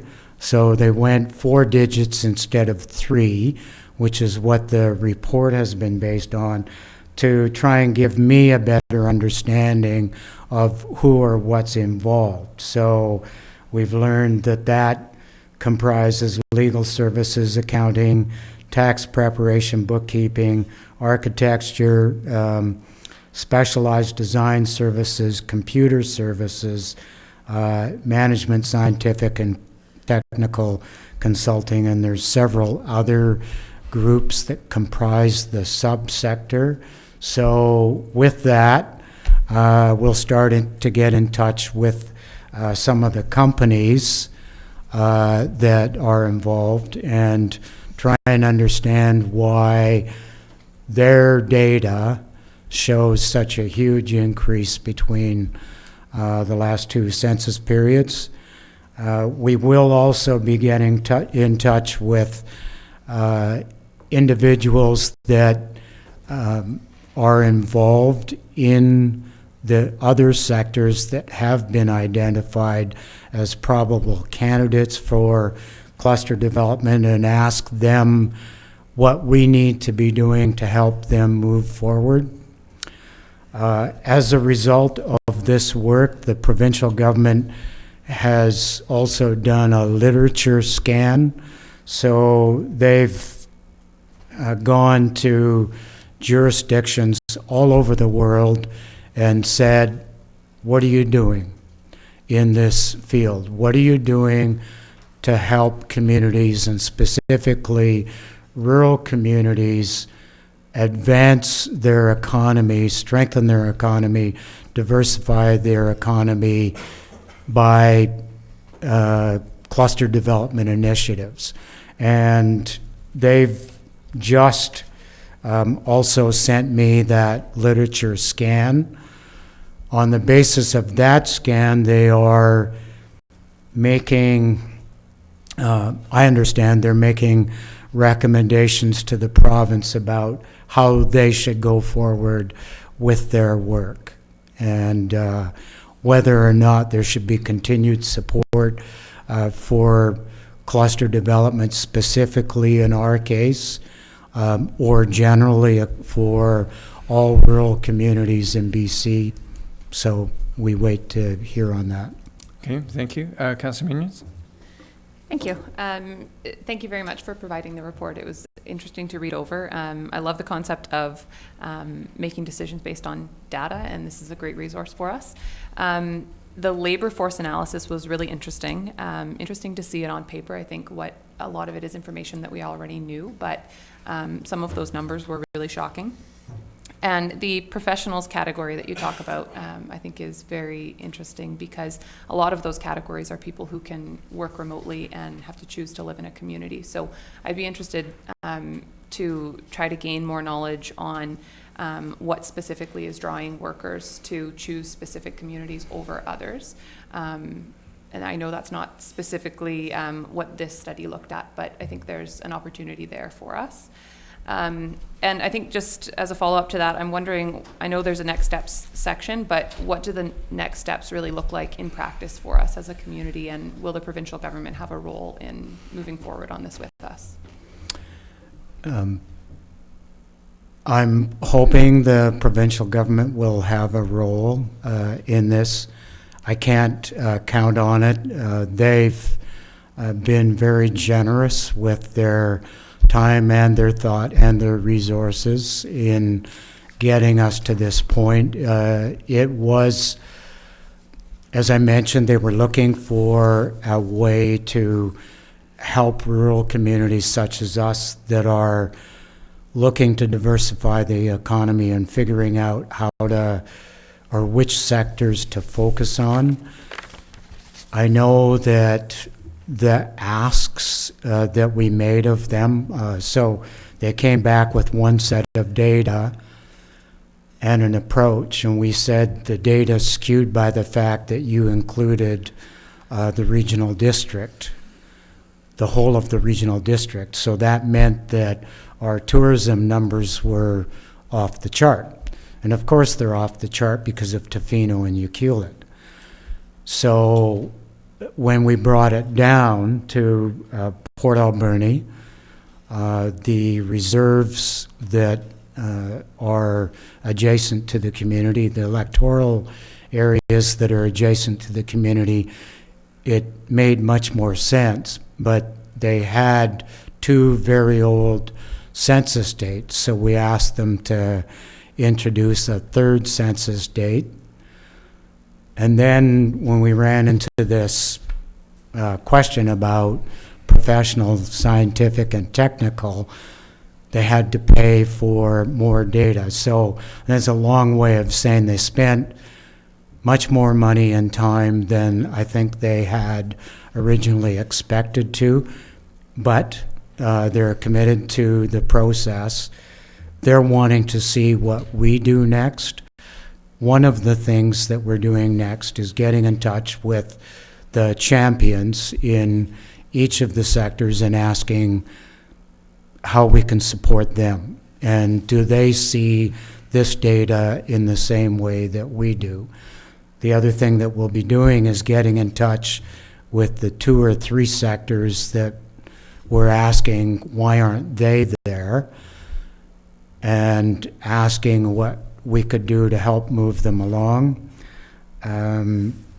With respect to the question about the research for individuals that can work from home, I'm hoping that our application to the provincial government's Rural Development Fund will be approved, because within that there specifically is an opportunity to fund some research into what individuals are or how individuals see Port Alberni, and what decision that individuals, for example, in this category, why they've moved here. So those are a few of the next steps, and we will try to be as data-driven as possible as we go forward. Okay, Councilor Minions, do you want to move receipt of that report? Move receipt of the report from the Economic Development Manager. Is there a seconder? Second, Mr. Mayor. All those in favor? Carried. Thank you, Mr. Thank you. Deacon. Council, we have from the City Clerk, the Royal Canadian Legion, Branch 293, a request for a liquor license. We have the report dated August the 8th, providing information regarding a request to the Liquor and Cannabis Regulation Branch to transition their liquor primary club license to a liquor primary license. City Clerk, I'm wondering if you would be the one to just clarify those, or would somebody else be the one to clarify what they're asking for? I can review the report for you, Mr. Mayor, if that's what you wish. So as you've stated, the Royal Canadian Legion is applying to liquor licensing to transition their liquor primary club license to a liquor primary license. So in addition to maintaining a member-only section, the proposed change would allow for a general public section with the ability to host public events, fundraisers, and special events. We did provide public notice in keeping with our usual process. We didn't receive any input or comment from the public. The city, of course, supports the Legion and supports them being in our community, but council should consider whether development of a liquor primary license at that location is in the best long-term interests of the community.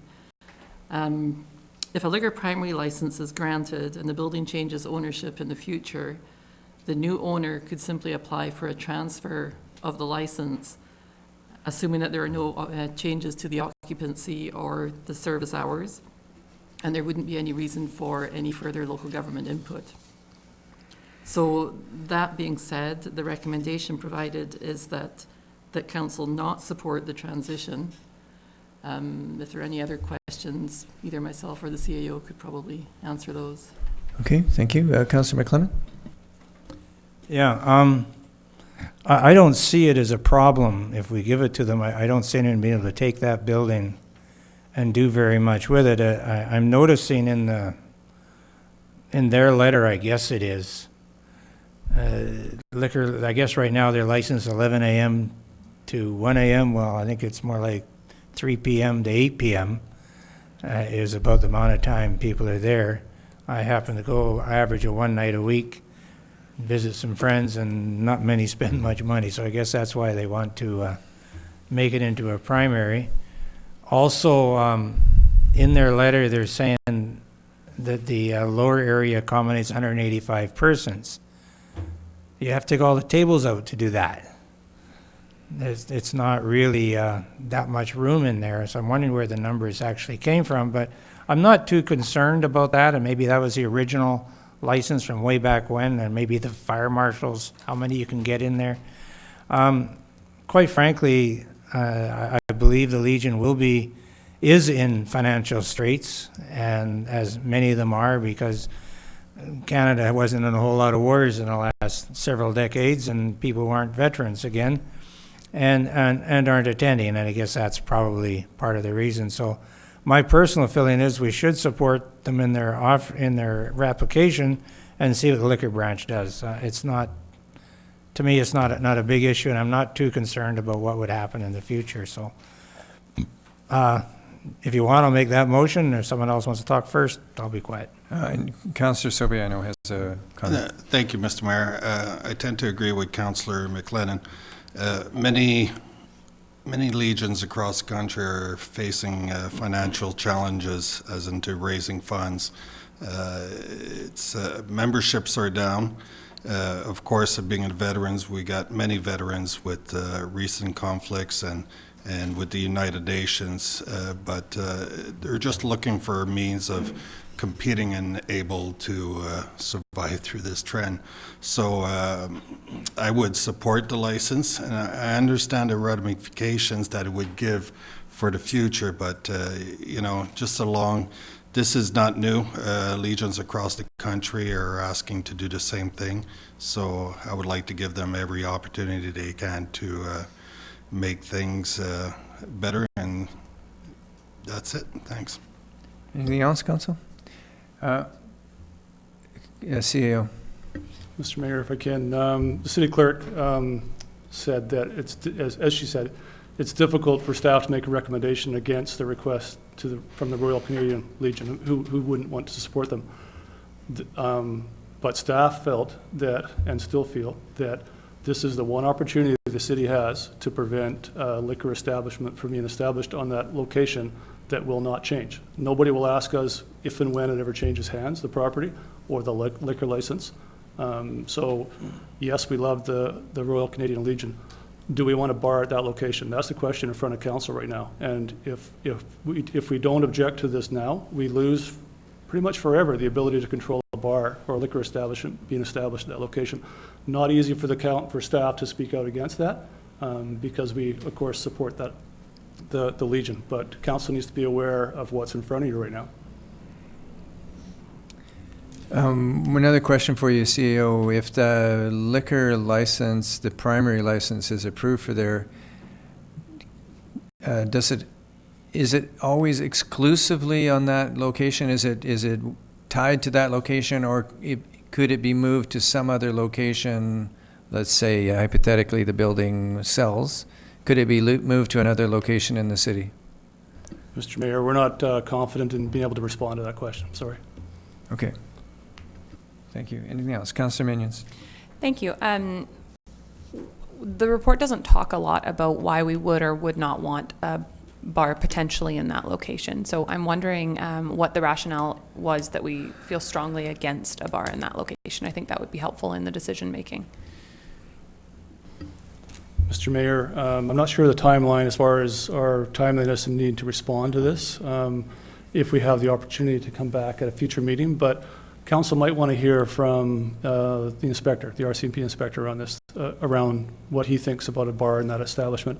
Council may also want to ask the city planner what that means. You may want to speak to our manager of bylaw services, who has experience in Tofino with a similar change in licensing. So if council wants to take some time for more information, staff can respond to those questions. It would make sense to get some more information. Councillor Washington? Thank you, Mr. Mayor. I know other service groups, the Legion is different, the Legion is special. We owe them a lot. But places like Kiwanis, Kinsman, all those kind of places, they just apply online for a license for that one occasion. And I know the last Kiwanis function was a wedding, and I applied, got it online, and it was approved immediately. So I'm thinking if they're going to have a special Halloween night or something, they're going to be selling tickets and stuff, so they do have time to apply for that license. And just putting it out there, that's sort of a win-win for both of them, that the staff's fear of it becoming an established, a public establishment rather than a private one. The folks can apply for that liquor license for that special occasion, for that one event, if they have to. And like I said, with the Kiwanis, we were approved after as soon as we put the credit card in to get the license fee, it was approved right away. So I might be a win-win for everybody. Councillor McClellan? Yeah, they're not asking for one-off. They're asking for a primary license, so the people come in all the time. And so unless they're going to do every morning at 8 o'clock, apply for a license for that day, that wouldn't be an applicable thing at all. My personal feeling is, is that this isn't, we give it to them or don't give it to them, the Legion's in financial difficulty. And this not likely is going to pull them up from the bootstraps, but I think we should give them that opportunity. That's my feeling. I don't see a problem. I know staff are concerned about a few things, but no, I'll support the Legion. That's the way I feel about it. So, do you want me to make a motion to have it pass or fail? Just one quick comment from Councillor Sauvé. No, I just think it would be prudent to hear from the RCMP. I think more information is needed on this. So I would entertain a motion that we seek the report from staff for more information. Okay, somebody want to? I'm not making that one. No. I'll second Councillor Sauvé's motion. Just so you're aware, Council, I did phone Tofino, did check with the mayor in Tofino, and they had the same situation in Tofino, and they actually just recently approved it. So weren't thinking about anything other than trying to help the Legion with their income. So it may make sense to get some, I would certainly support the motion to get some more information before we make a final decision on this. To change to a liquor primary license for their Legion. And they haven't got a history yet, so if we heard that somebody was having a problem with it, they are. Like I said, I think it would be prudent to get more information, have it documented before us, and then we can make a decision. Okay. On that motion, all those in favor of getting more information for proceeding? All those in favor? Opposed? Motion's carried. Thank you. Okay, Council, that brings us to Port Pub. Application for a structural permanent change. City Clerk? Thank you, Mr. Mayor. This one is actually two applications from the Port Pub, the King Edward Hotel. They're applying to liquor licensing for a structural change to their license to accommodate renovations to their existing bar. And they're also applying for a permanent change for an extension to their hours of liquor sale. The structural change to accommodate renovations is very minor in nature and will actually result in a reduced occupancy load of 6 persons, so from 138 down to 129. The permanent change that they're looking for their hours of liquor sale are to 3 a.m. from the current closing time of 1 a.m. In keeping with our process, we did provide public notice. We also sent the notice to all businesses and residences within 75 meters of the facility. And as you'll see from the report, we did get quite a number of pieces of correspondence opposing that application. So there are 2 recommendations provided for council's consideration. One on the structural change is that council approves that or supports that. And the second one is that council not support a permanent change to the liquor license to extend hours of liquor sale to 3 a.m. Okay, thank you. Questions, Council? Councillor McClellan, are you prepared to make one or both of those motions? The Council of the City of Port Alberni recommend the liquor and pot cannabis regulation branch of the application from the Port Pub King Edward Hotel for a structural change of the liquor license to accommodate renovation of the existing bar be approved. Is there a seconder? I'll second that. Okay, any further discussion? All those in favor? Opposed? Carried.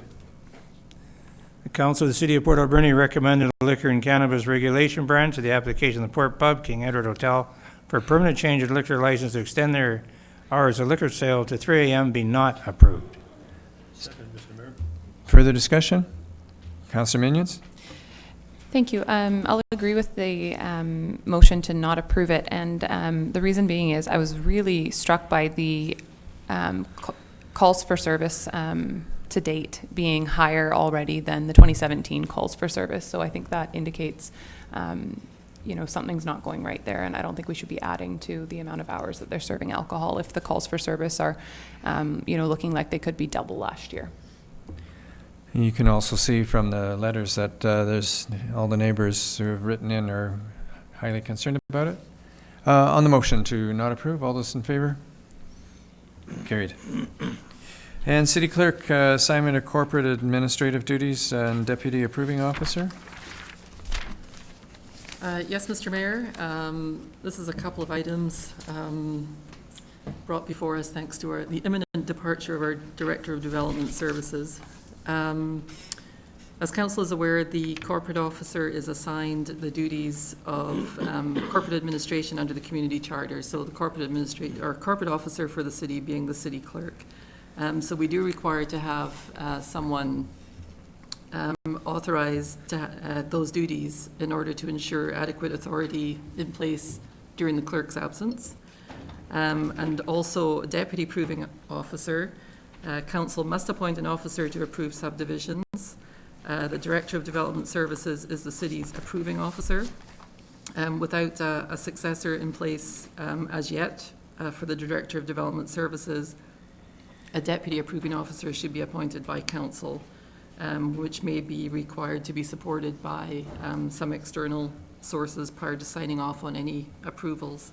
So the recommendation before Council is that responsibility of corporate administration in the clerk's absence be assigned to the CAO, and also that the CAO, Tim Ply, be appointed as the city's deputy approving officer effective September 17th, and that the Land Title and Survey Authority of BC be notified of that. I can see his shoulders drooping already, just at the very thought of it. Councillor Washington, are you able to make this motion? Thank you, Mr. Mayor. These motions, sorry, there are Sorry? 3 of them. That the report from the city clerk dated August 29, 2018 be received. I'll second that, Mr. Mayor. All those in favor? Carried. And that the Council of the City of Port Alberni appoint Tim Ply, CAO, as the city's deputy approving officer effective September 17, 2018, and the Land Title and Survey Authority of BC be notified of the same. I'll second that, Mr. Mayor. All those in favor?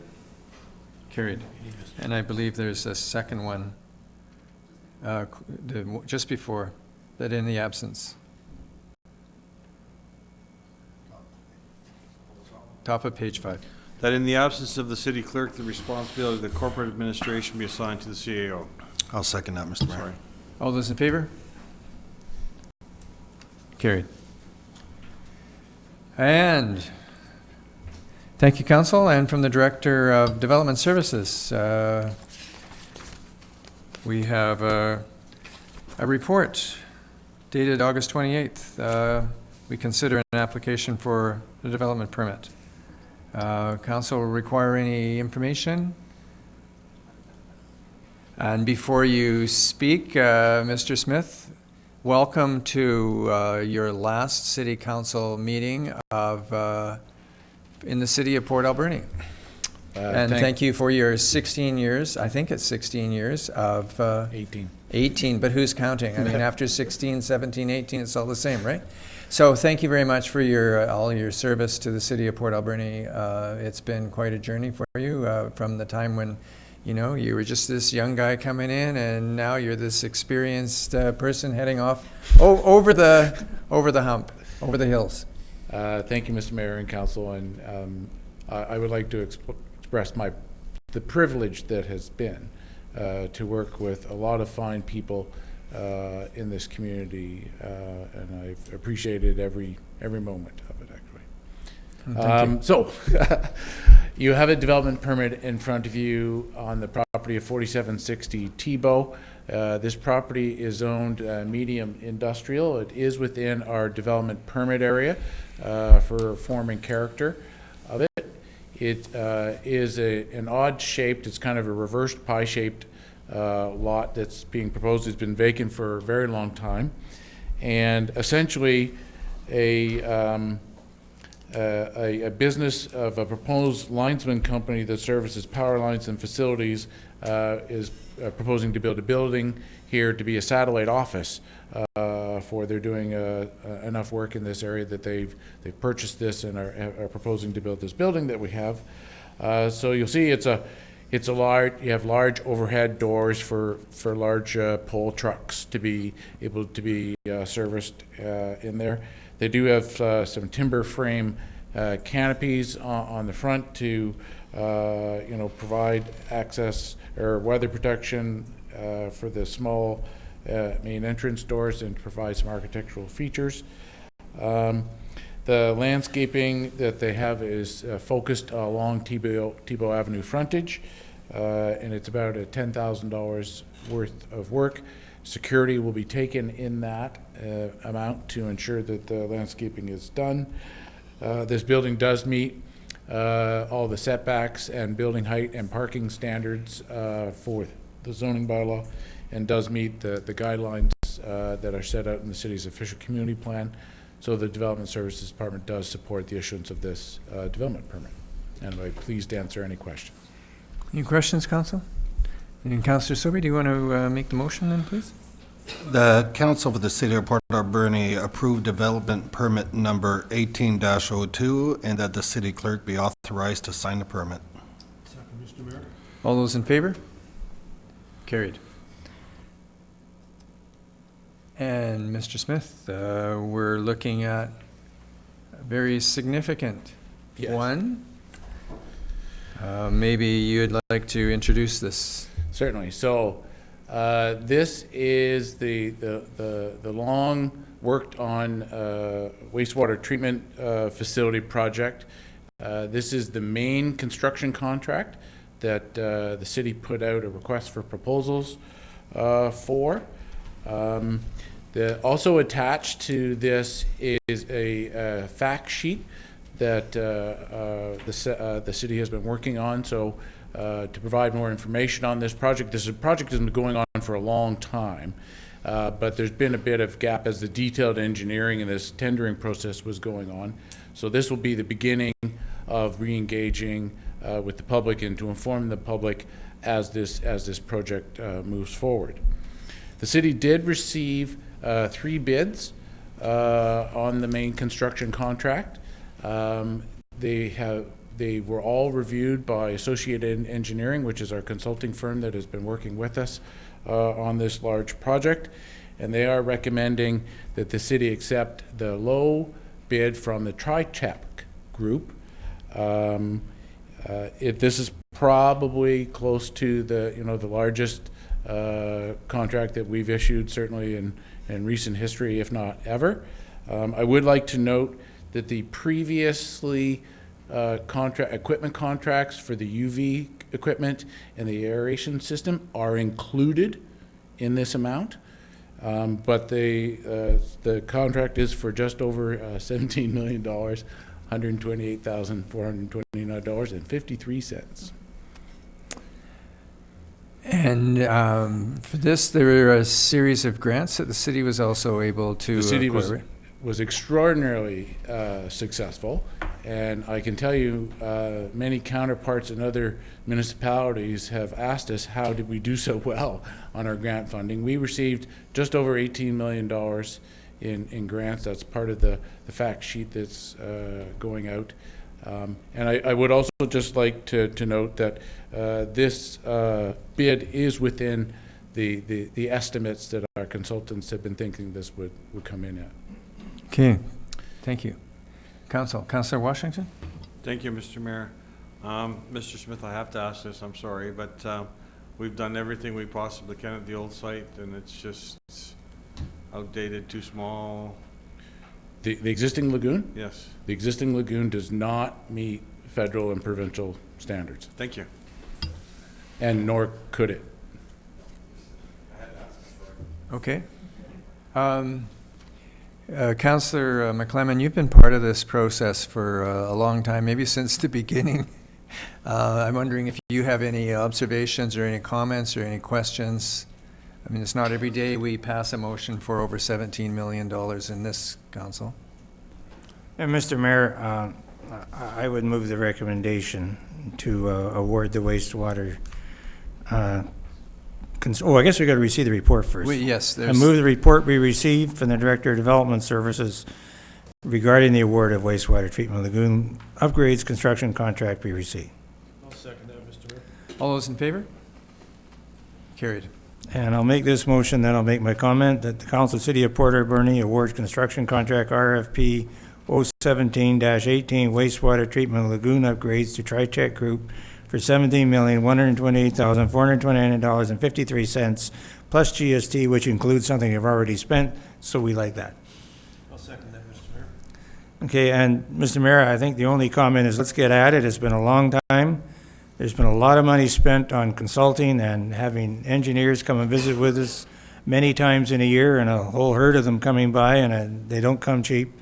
And I think finally we've had some good work from our own Ken Watson and on the job and doing it, and he promised me at the Salmon Festival that when I got to this meeting there'd be something good about it. So here it is. So that's my motion. Let's just do it. On those motion, all those in favor? Carried. Should we declare that it's carried unanimously? Okay, thank you. And Mr. Smith, also from you, request made a little bit ago, cannabis retail stores. Certainly, Mr. Mayor. So, as we're all aware, non-medical cannabis will become legalized in October 17th of 2018. In the province of BC, the wholesale distribution will be solely through the province, through the liquor distribution branch, and the liquor control and liquor cannabis regulation branch will also be responsible for licensing and monitoring the retail sector. And they have proposed a mix of, there will be some public government stores and private model. For the province to issue a license, it must also have the support and approval of local government. City of Port Alberni in 2016 did make changes to its zoning and business license bylaw to allow medical marijuana dispensaries. And we put several regulations in place. It's really now we should be looking to make that transition from the medical marijuana dispensaries to cannabis retail. And it's suggested that a working framework of the regulations that were in place from medical marijuana be looked at to put forward for cannabis retail. You shouldn't in my opinion, you should not have two. It should be just one. You would strike medical marijuana. It wouldn't be, or dispensaries. There's still other opportunities to receive medical marijuana in various ways. But as far as retail outlets, it should change just to cannabis retail. There will be some regulations that would no longer be required. We did require any licensee to sign a form indicating that a city business license had nothing to do with provincial or federal law. That will become not relevant in moving forward.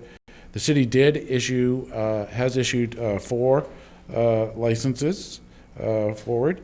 So this will require changes to our bylaws, including changes to the zoning bylaw, which does require a formal public hearing.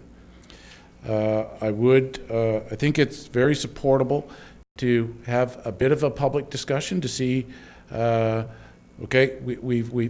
have a bit of experience where some municipalities don't, and what regulations we have put in place.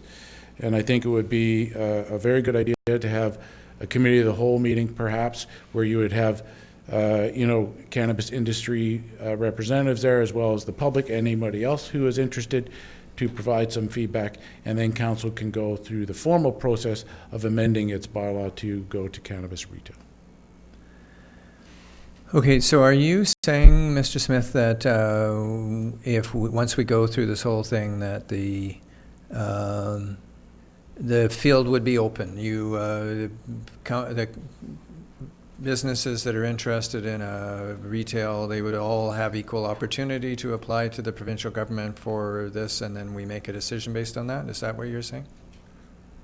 Well, it's going to be up to council whether council has there's existing setbacks or that regulations that have restricted the number of medical marijuana dispensaries. So that's why I think it's worth having a discussion about whether council wants to continue those or change those, because that'll make a big difference. Oh, and you also only allow it in certain commercial zones. So again, those are things that council could change moving forward in these new regulations, or you could maintain them, which would then effectively limit the number of retail, cannabis retail that would be likely in the community. Okay, thank you. Councillor Sauvé, then Councillor Min. Thank you, Mr. Mayor. Going through the new recommendations and so forth, I brought it up to the city planner today that I'd just like to add a couple of legal wording as into maintain other regulations. Those are the existing regulations by the city that you're speaking of? Sure. And what this report is a framework for the city to move forward. Yes. Council, if council agrees, after some level of public input, council would then direct, here's the regulations we want to see form the bylaws when we're dealing with cannabis retail. No, I fully support the public interaction with this and getting their feedback for us before we proceed on making a final decision to any changes to the existing bylaws. It's just I would like to, the reasoning I'm kind of concerned is the fact that January 1st will be actually the renewal of these existing dispensaries. And I'm hoping that we're able to deal with that beforehand, because there's up to renewals of their license, am I right, on January 1st? Well, business licenses, we would send out our new business license fees for January. I mean, I think it would be appropriate for the city to see if they couldn't come up and make these changes prior to the end of the year. Exactly. I think that's very doable, but that'll be up to council. And the only wording that I would like to see changes to ensure that we enclose that we still respect the provincial and federal statutes on this. I know it's a saying, but the thing is, it'd be nice to see it in our bylaws so it's still respected for these old dispensaries ruling. But again, I'm looking forward to the public input for this. Okay, thank you, Councillor Minions, and then Councillor McLennan. Thank you. I was just going to comment that I think this is the perfect conversation to happen at a committee of the whole type meeting.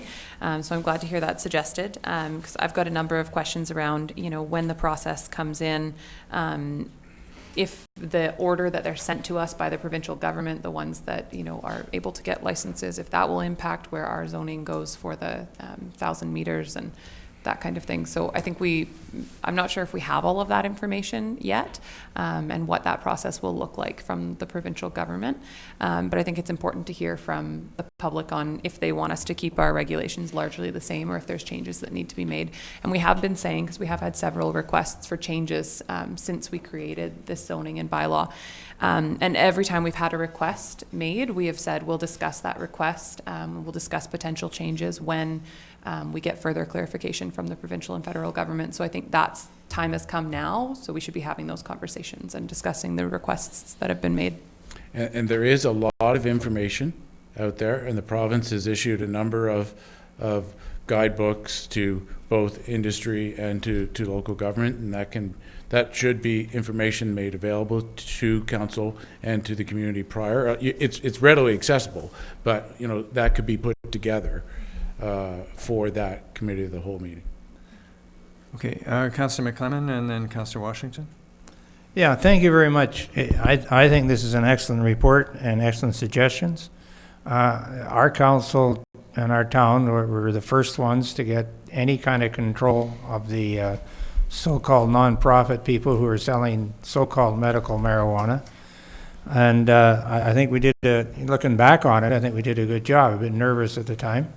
And I think these suggestions you have for keeping the limits, 300 meters and kilometer and so on around, the only thing I'd like to know, if I couldn't, I meant to call you this afternoon and I got busy and forgot, do you have a map of the city that shows where these circles are, like 300 meters from a school, so there's something there? We do.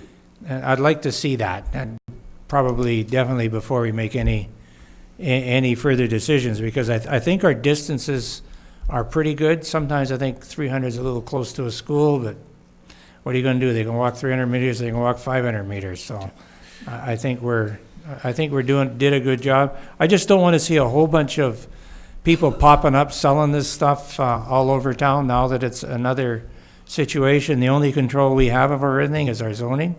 And I think our zoning was done fairly well. I thought we were going to end up with 3, but somehow a 4th got in there. And I guess that's life. I'd just like to see what it is in case we have to make changes, because any more than 4 outlets in our area sounds like a whole lot. So just so you're aware about the map, so we do have that map.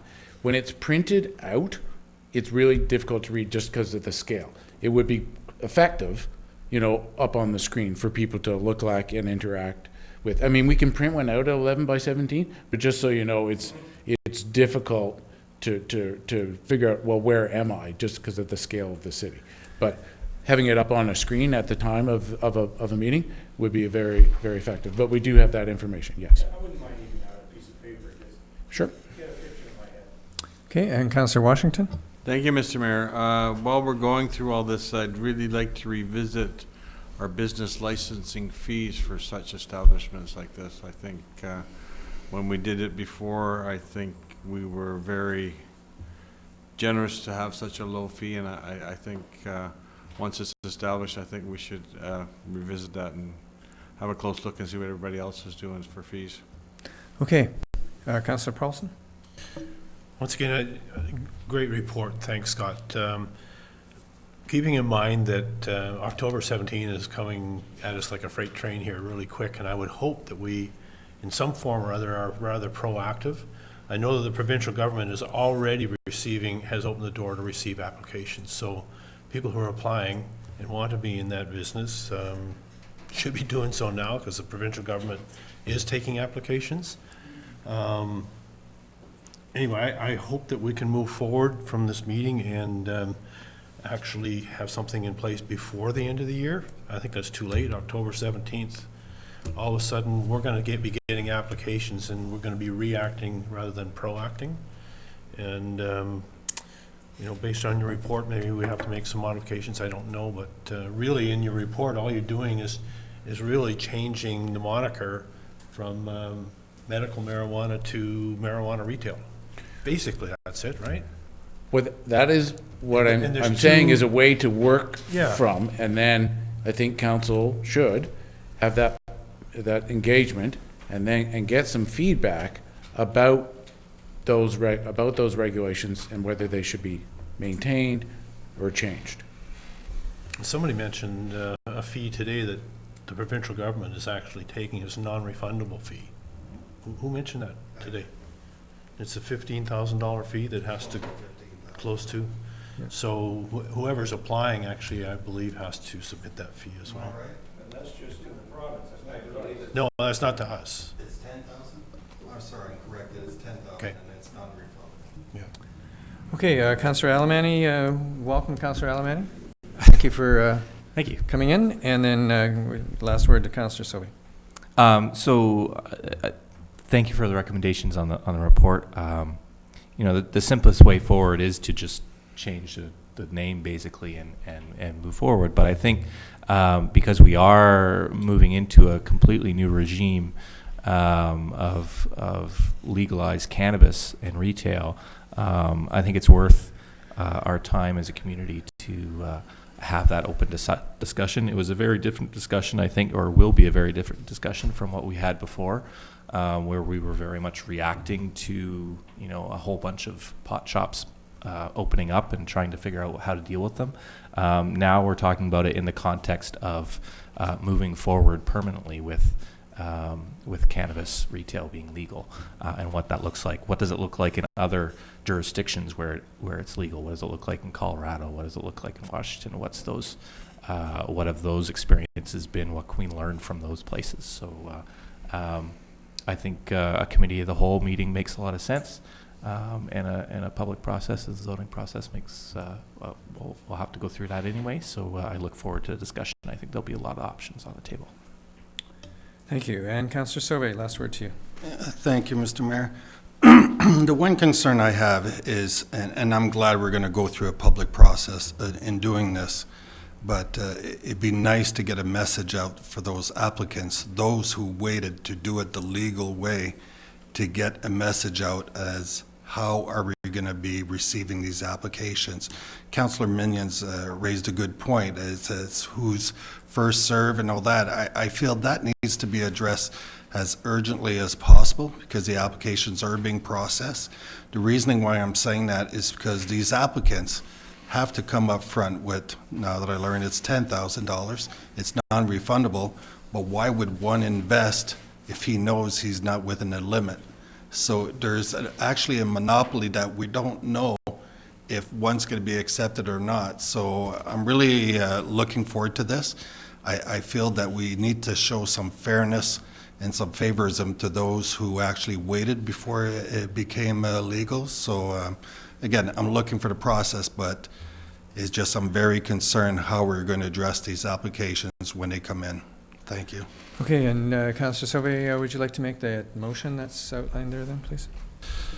Thank you, Mr. Mayor. And that the report dated August 29, 2018 from the Director of Development Services regarding the transition from medical marijuana dispensaries to cannabis retail stores be received, and Council for the City of Port Alberni endorse the recommendations and public involvement process outlines in the report. Is there a seconder? Second, Mr. Mayor. All those in favor? Opposed? Carried. And Council, that brings us, thank you, Council, and thank you for a great report, Mr. Smith. It's exactly what I was hoping for when we passed this some time ago. Status report. Council, any questions on the status report? Councillor McClellan? Yes, Mr. Mayor, number 20, we have a letter requesting some changes to what we are doing in that bracket with secondary suites and so on. So I'm just wondering if we are anywhere near having something done about that, or are we looking at any changes? What are we looking at? Because I believe if there is something there, we should respond to the letter, and if not, we should respond that too. Unfortunately, this is not something that I was able to get to, even though I think it has very strong validity, and that it should be something that the council does seriously consider changes to our secondary suite and consideration of carriage homes going forward. But that was not one of the things I was able to complete, I'm afraid. Okay, and Mr. Smith, number 21, can you give us the latest on the Arrow View, please? Sure. That is actually, given my imminent departure, our manager of bylaw services is going to be heading that up with some assistance from a couple other staff people to try and get a bid package or tender out. Okay, thank you. Anything else, Council? Councillor Minion? You're, sorry? And I was just moving to adopt the status report. Thank you. And I'll second that, Mr. Mayor. All those in favor? Carried. Thank you very much. Then managers' monthly reports. We have one engineering and public works. Mr. Takama, welcome. Good evening, Mr. Mayor and Council. Sorry, presenting the Engineering and Public Works Department highlights for July. And I've included a number of projects that were completed in July, including the finishing up the North Park Drive project, fully the Johnson Road sidewalk, 211 meters, including some drainage in behind that sidewalk, as well as the water main upgrade in the vicinity of Rainbow Gardens. Yeah, right at the end of July, the contractor started on the Coal Creek project, and I was out there today, and they're making some good progress on that. Yeah, we continued with road line painting with our own crews, and I think the contractor finished up in July as well. There's a number of other things under water and sewer. Stage 1 water restrictions, I can say probably sort of some limited success.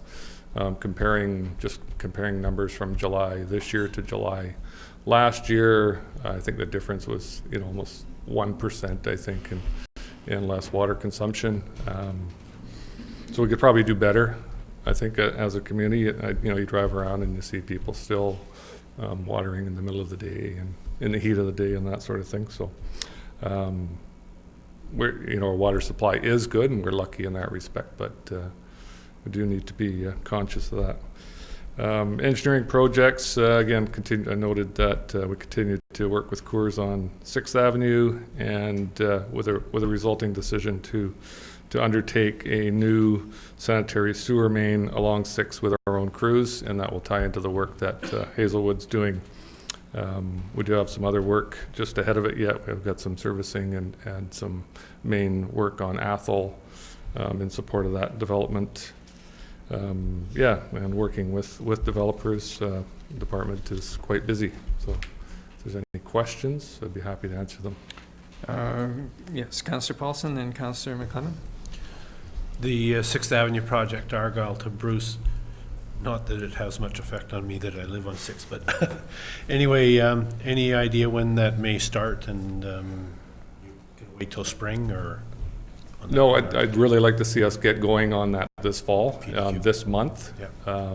Like I said, there's quite a number of other maintenance activities that we're doing. We are working with the contractor there as well. We don't want to step on their toes, and what we do has to tie into what they're doing. So monitoring their schedule.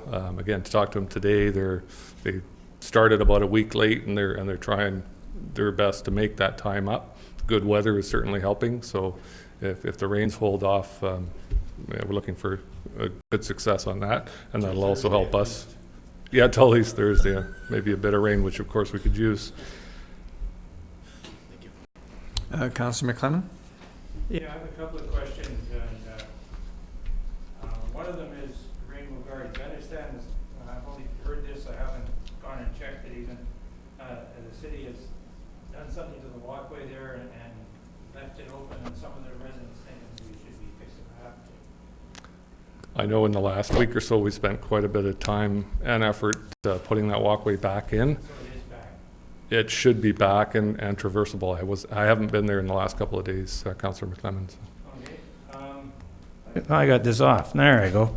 And also, I asked at the last meeting, been asking for a little bit. I have a copy of report here from September 29th, 2009 on the Gertrude Street Bridge about rotten pier caps. I asked you about this report a couple months back now, I guess, at your last report, and I'm just wondering, have you found out whether they have been fixed or not? And do you have the other report showing that everything's okay now? Because I know when we sit on the bridge and a bus or a heavy truck goes over, you get quite a shake. So which Gertrude Street Bridge are we referring to? We're referring to the one that's at Roger Creek. At Roger Creek. So I'm aware of the 2010 report, which was done by Associated Engineering, which identified some rot in the north pier cap over the north pier. Well, this was almost 2010, September 29, 2009, and you can have this if you don't have a copy of it. Okay, and I would assume that that's been taken into account in the work that was done by Associated. However, we've been monitoring that, and there's work we're going to put forward in the budget for 2019 to redo the deck joints and seals right above that. So the report that we got back from Shepherd, from Ross Shepherd of Shepherd Bridge Inspection Services last year said no point in dealing, it's not a structural concern at this point. No part in basically dealing with that until we deal with where the water's coming from, which is the joint and the seal above it. So that's the first thing that needs to be done. And then what he's saying is in 2020 or 2021 we'll have another program to deal with that. So we're not repairing what's underneath, just what's on top of the thing that's bad underneath? Correct. That's his recommendation for next year, is to basically replace the roof before dealing with the It don't rock make wall. sense to someone who's not a carpenter or anything like that. I think you do the bottom first. Maybe if you could bring that report for council so we can see what was said last year, whenever it was you said he came and said, do the top first and not the bottom. I think that'd be very good because, like we went through quite a session of the last budget to put in 6th Avenue and we don't, we still got that money sitting there and probably going for a while. So when you come to this, it's going to be likely after that. So maybe we could, just so we know that I would like the comfort of knowing that that's what it is, because I'm getting a lot of static saying it isn't, and I don't know. I'm definitely not an engineer or a bridge person. Yeah, we can certainly get a copy of that report. Okay, and you've got a copy of this, or do you want that? I can take a copy of it. It may well be the same report that I have. Okay, or a well, I don't portion mind you thereof. having it. I can make another one. It's not hard to do, so you can have that. Okay, and Wolf, there's just two quick questions for me. One is with 6th Avenue, I'm assuming from what you're saying that all the engineering has been completed on that project now? They're just drafting up getting the final plans together for that. We know what we're doing in terms of separation. Yeah. And the portion from Melrose to Montrose is tied in with the grant as well. So we certainly want to make sure we get that portion of the separation done, so we can apply and get that 750,000 from FCM. For the Coal Creek correct connecting in. Yeah. And then the second thing for me is have we received the garbage trucks? Are they on their way? The ones that council approved, the 3 that council approved? What I know is there's one on the island. The other one was in Vancouver. So they're being done in stages. Okay. I don't know if the one's been shipped, but it should be in the process of being shipped from Quebec. In Vancouver, or Langley or something, they're getting some components put on, and then they go onto the island for their final PDI, and then they'll be shipped over here. There was some issues with the first one. It was supposed to be here last week. Should be here really any time. Okay. So then you won't have to worry about breakdowns and We'll worry less. We'll worry less. Less when we get one, and even less if we get more than one. Okay. Thank you. Motion to receive the report, please. Motion, Mr. Mayor. Seconder? Second, Mr. Mayor. All those in favor? Carried. Thank you very much. Council, that then brings us to bylaws. City clerk, we have a permissive tax exemption bylaw. Councillor Paulson, you want to make that motion, please? Sure. I'd like to move that the permissive tax exemption bylaw 2019, bylaw number 4970, be now finally adopted, signed by the mayor and clerk, sealed with a corporate seal and numbered 4970. I'll second that, Mr. Mayor. All in favor? Carried. And from the Director of Development Services, the Advisory Planning Commission, we have a summary report meeting of the meeting from August 16th, provided for Council's consideration. And we do have an application. Mr. Smith. Thank you, Mr. Mayor. So this is an application to amend the city's official community plan and zoning bylaw for, it's two legal parcels, but it's one property located at 3250, 3258 3rd Avenue. And it's the former Fat Salmon's Backpacker Hostel there.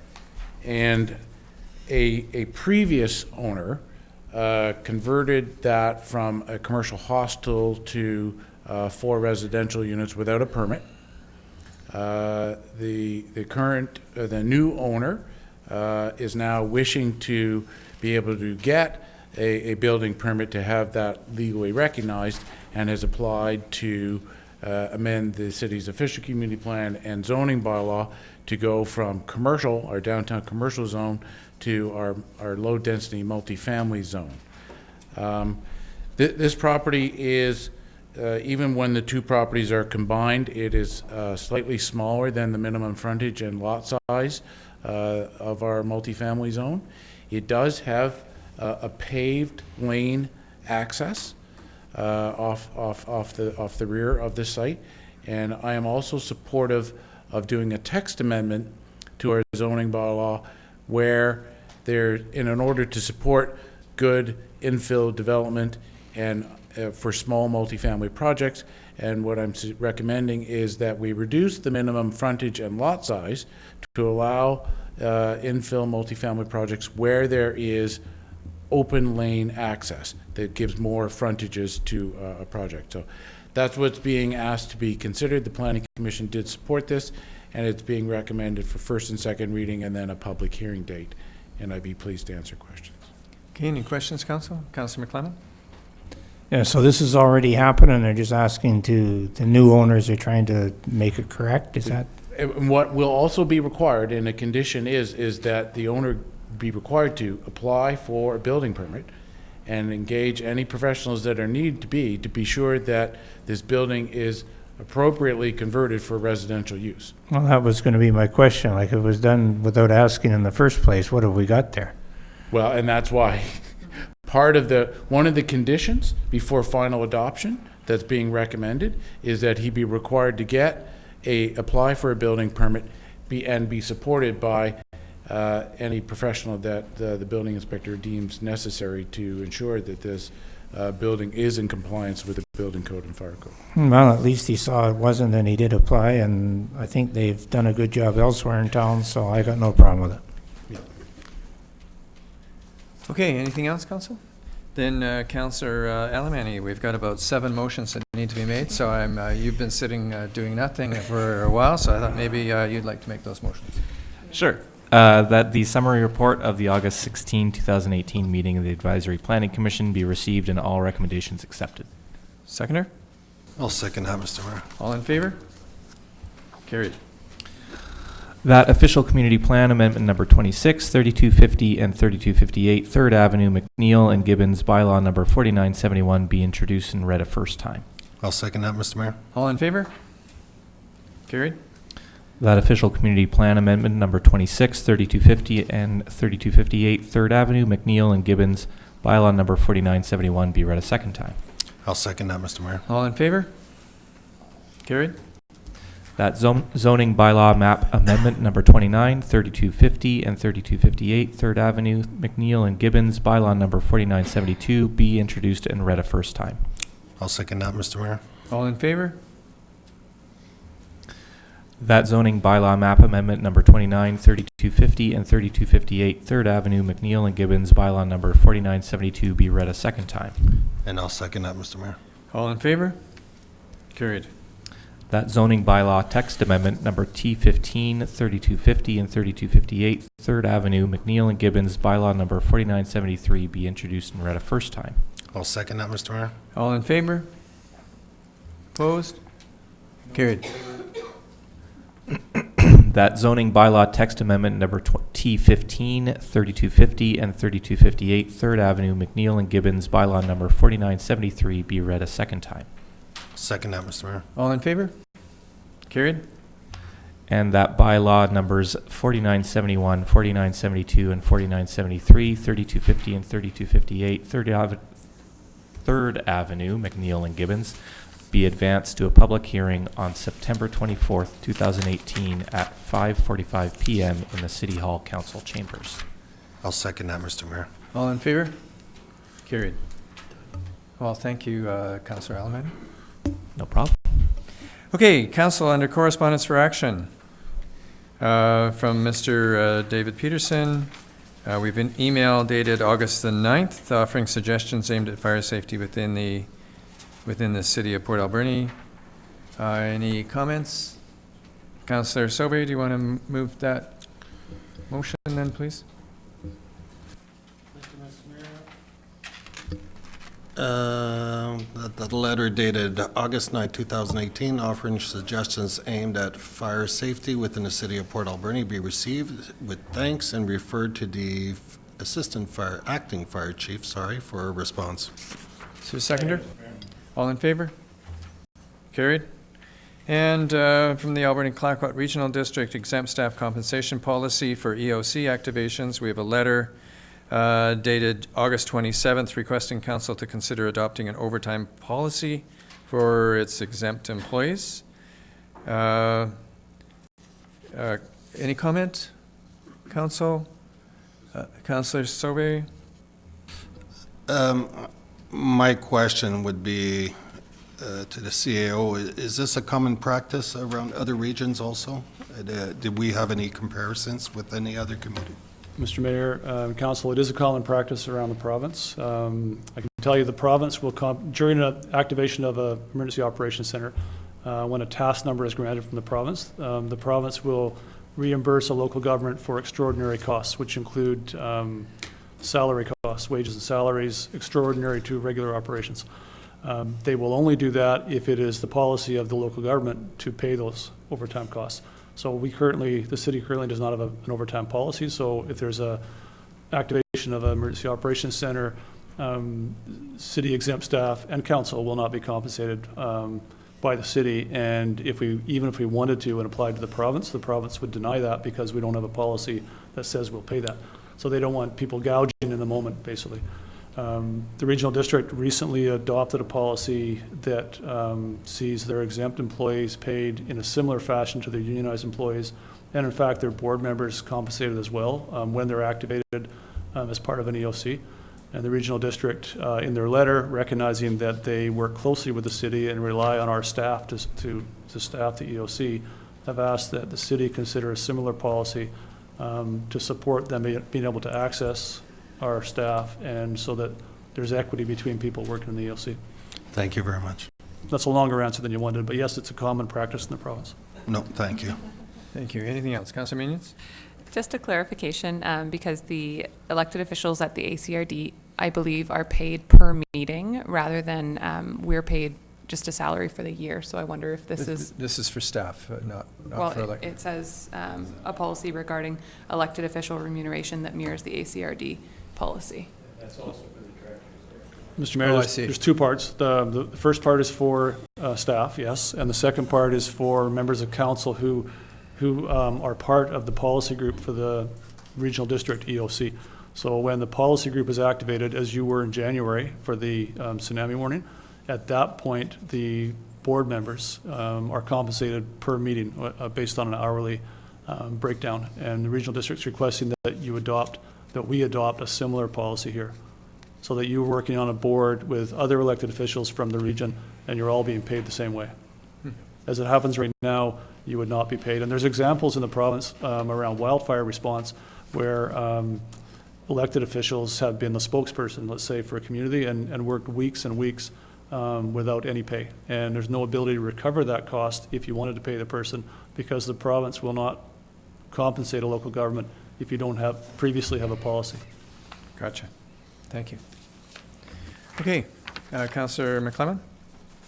Yes, Mr. Mayor, I move the letter from the Alberni Clacker Regional District dated August 27th, requesting council consider adopting an overtime policy for its exempt employees be received. I'll second. All in favor?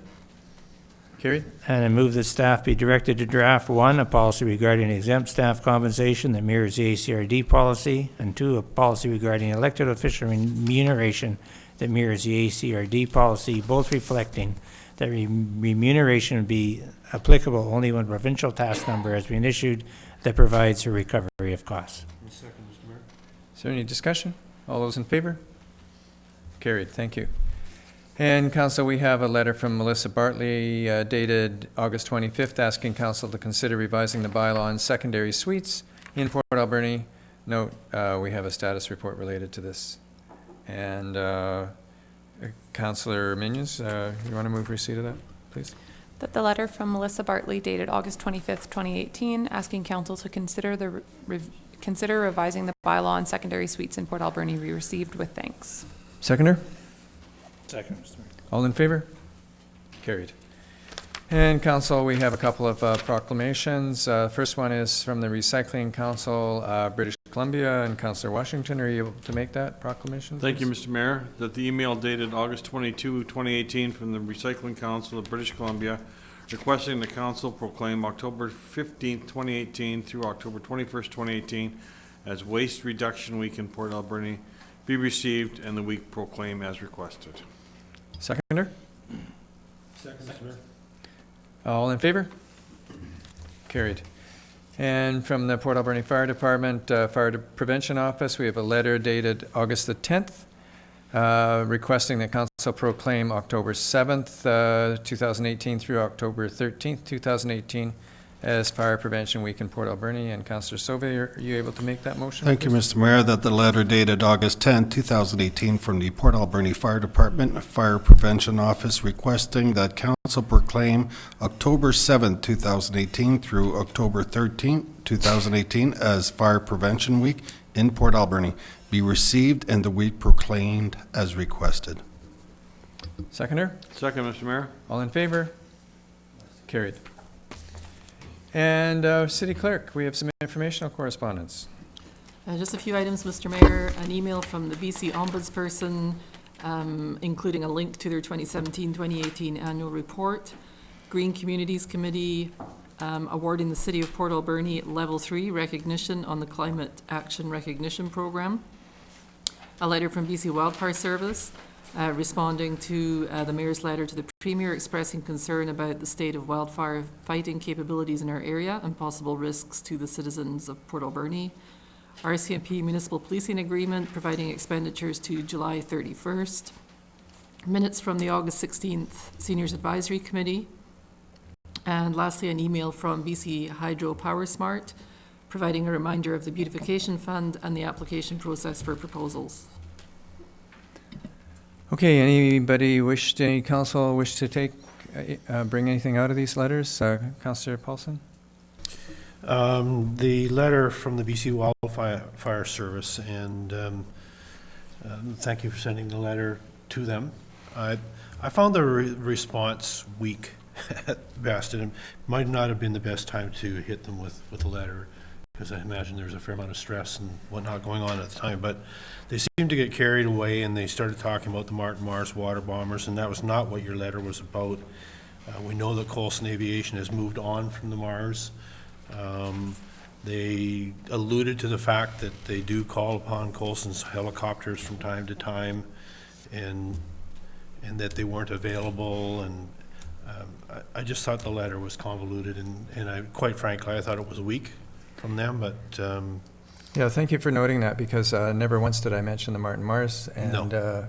Somehow they maybe on that tangent jumped and- right to it. Maybe they're feeling guilty or something. I don't know. But just a comment. okay, thank you. Anything else council wishes to pull up? Councillor Alamani? I feel much the same way. On the Green Communities Committee, I just wanted to congratulate the city on achieving the level 3 recognition, which means that we are reducing our CO2 emissions significantly to meet the climate charter. So that's great news. Great, thank you. Do you want to move the receipt of these then? I will Councillor? move that informational correspondence items numbered 1 through 6 be received and filed. Seconder? Second, Mr. Mayor. All in favor? Opposed? Carried. Council, that brings us then, there's no report from in camera, but it brings us to council reports. And mine is the first report. A few items in here. August the 17th, Scott Fraser had an open house or a meet and greet at the aquarium at Harbour Quay. It was great to connect with Scott and with other people who were there. August 20th, there was an Uplands 2 ribbon cutting for the phase 2 of Uplands. Finally get that done, so it was great. Thank you to Councillor Sauvé for showing up for that. August 25th, the fire department had an open house. Great response, lots of people from the community out there for that. And it was a fabulous thank you from the Sechot First Nation to the fire department for all the work that they have been doing related to wildfires. And of course what they do every day around the city, but particularly for the wildfires in the last little while. Attended a birthday party for one of our regional directors down at Canal Beach, Wilfred Coots, and then a Shaker volunteer thank you event. August 28th, we had a discussion with a number of representatives from some of our large forest tenure holders, and it was a discussion that I convened just to discuss the response locally and what we could be doing proactively heading into the 2019 wildfire season and the level of concern from the large tenure holders. As well, we had a City and Port Authority Joint Committee meeting later on that afternoon. The 29th, I met with North Island College campus director to discuss their upcoming season and some opportunities there in terms of retraining and training opportunities. And also later on that day, we had the Blue Marlin facade improvement photo thank you from Blue Marlin with a check for $8,500 that was presented out of a total of approximately $20,000 cost. And once again, thank you to Councillor Sauvé for helping with that. August the 30th, meeting that I attended between the RCMP and School District 70 to talk about their school liaison situation. And also later on in the afternoon, traveled to Langford to attend a 25-year celebration for the City of Langford. On the 31st, Councillor Washington, thank you once again for the Salmon Festival. I attended the opening on behalf of the city. I think it was 47th, right? So it was great to be part of it. And September the 2nd, Salmon Festival weigh-in, and that was, as always, a great event to be part of that. And Council, that's my report. I move receipt of my report. Second, Mr. Mayor. All in favor? Okay, question, Councillor Minions? I'm just wondering what the content of the Port Authority and City Joint Working Group meeting was that you attended. A number of things, just standard issues, although we did have visitors from the C-SPAN.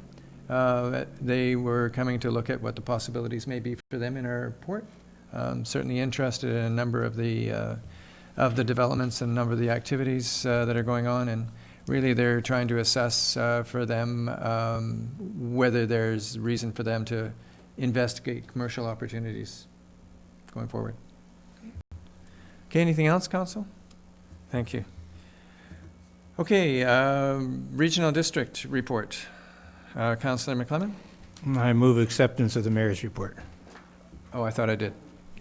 Did he? Oh, Yeah, we voted too. I was sleeping? You, just a little bit, but Oh, okay. go ahead. I thought the questions were right. All right. The regional district report, the last regional district meeting was on August the 22nd, I believe. Yeah, and it had a fair bit of time in camera, but there's one, what I think is an important thing that came out in the main meeting was a revised schedule of fees for the landfill. And I guess it sort of was intended to modernize it, but I've been thinking about it ever since. And one thing that is gone from the regulations or whatever is no longer can you get permission to dump stuff there without costing you, except for once in a year per person. So if someone is assisting in picking up stuff in the logging roads and stuff like that, they would have to pay except the one time a year. So that to me was a bit of a retrogression. When I asked, nobody seemed, they seemed to look kind of startled that someone would have asked that question. So probably it's a matter that there are some new people there and don't remember that we've had these scraps in the valley for so long with all this junk. And we have had to make arrangements with the forest companies in particular to make sure we pick up your stuff. So the fees have increased. I noticed going there, no longer is clean wood free. It was at one time, and now they want a bit of money for that. I'm not hung up with it, but it is the changes, and I think we should just know that. And so I thought that's one thing I should take out from the meeting, Mr. Mayor. And if you got something else, go ahead. No, I think you've covered it well. Okay, thank you very much, and I'll move adoption of my report. I'll second it. Question? Thank you. I just wanted to ask, in the discussion around the dumping fees, if there's been discussion around the changes to dumping of drywall specifically. Just because I know that's one thing that I've heard from the community a lot since that change came into effect, I don't know, earlier this year or later last year, the substantial increase to cost of renovating homes. So I'm not sure if that's been, that specific topic has been talked about. It was mentioned, but it wasn't discussed in detail, no. If you have a specific thing, like specifically if you're aware of extra costs and problems, it would be a good thing to have somebody or yourself write a letter and then bring that up at the board, just like we do here.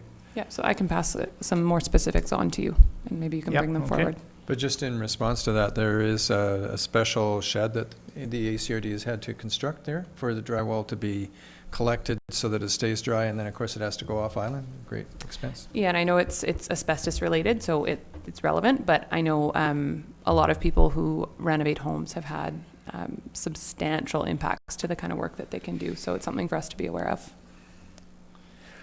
Okay. Councilors' reports. Councilor Washington. Thank you, Mr. Mayor. I notice it's 9:57, It is. so I'd entertain a motion to go past 10 o'clock. I'll second that motion, Mr. Mayor. All in favor? Opposed? Carried. Either that or you have 30 seconds. That's for unanimous.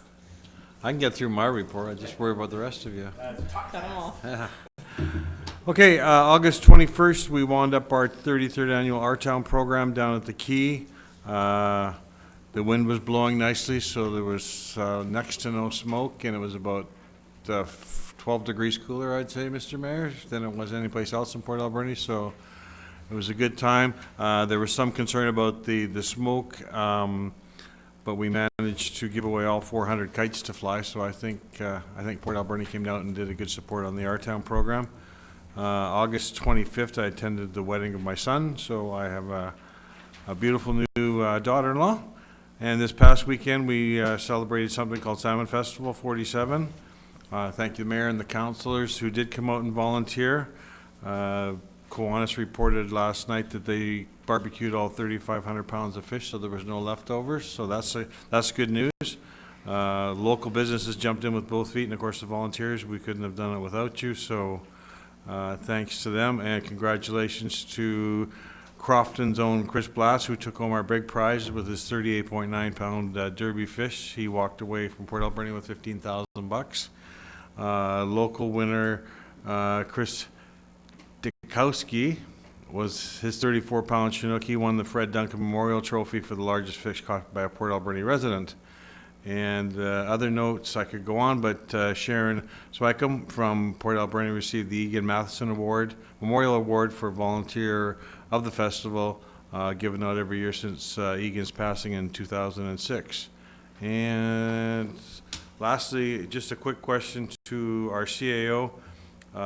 In being down there, the rescue squad asked me a question whether the communication tower on Maple Way, the one that is fairly new behind Pacific Chev, if there's any lighting on that, because they were waiting for a helicopter to land at the pad at the gaming center, and he didn't. He says he didn't see that tower. So if you could look into that for the rescue squad, I'd truly appreciate it. And that's my report, Mr. Mayor.